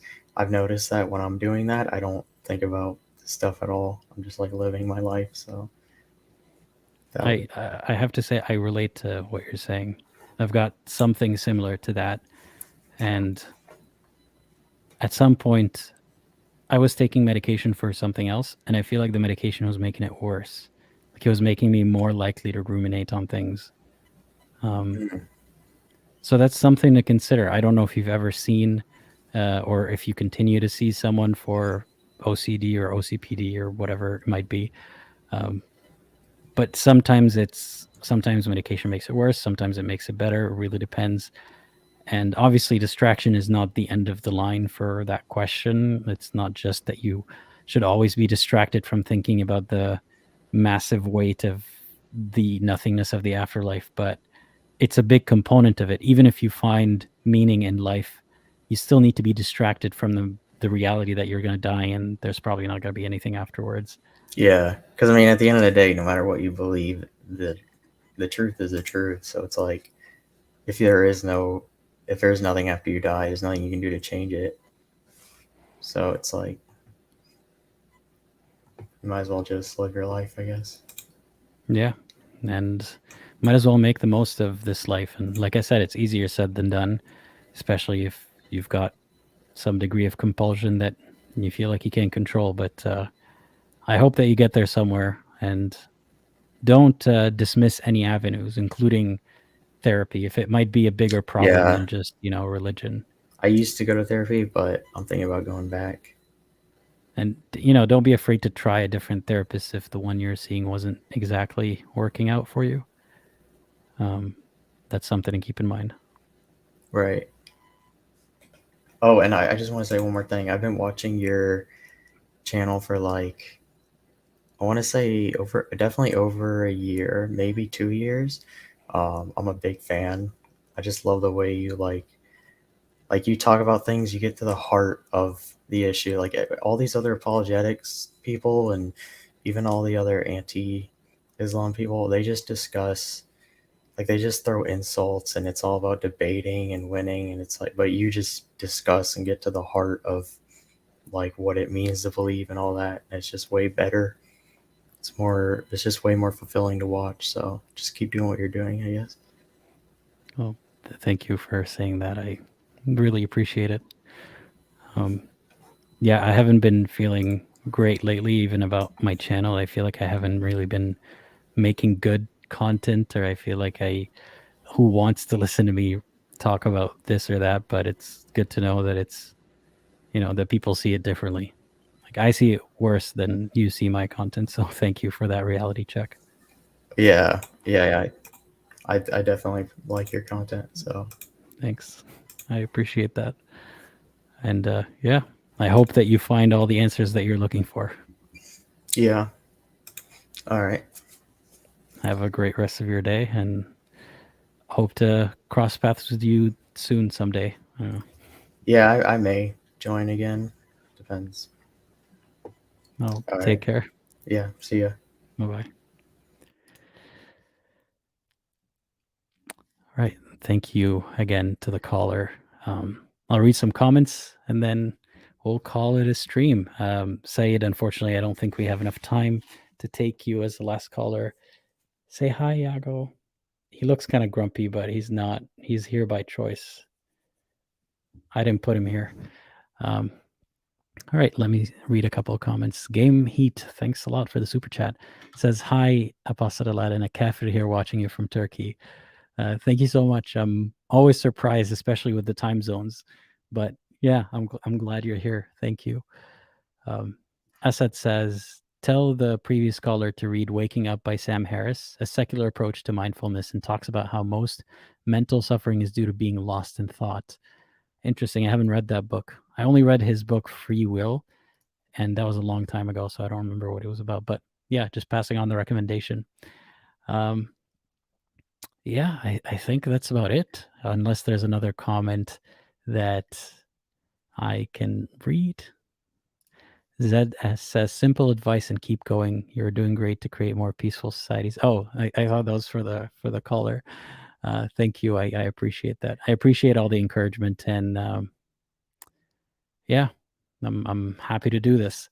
This was a fantastic stream, 3 hours as usual. Thank you all for being here, and stay tuned for more. Next week, there's going to be a live stream on Myth Vision's channel, Derek's channel on Myth Vision. Check it out. I'll post about it sometime soon, and stay tuned. I feel more encouraged right now to make more content, so hopefully I'll get back to it very soon. And yeah, as always, think critically and think for yourself.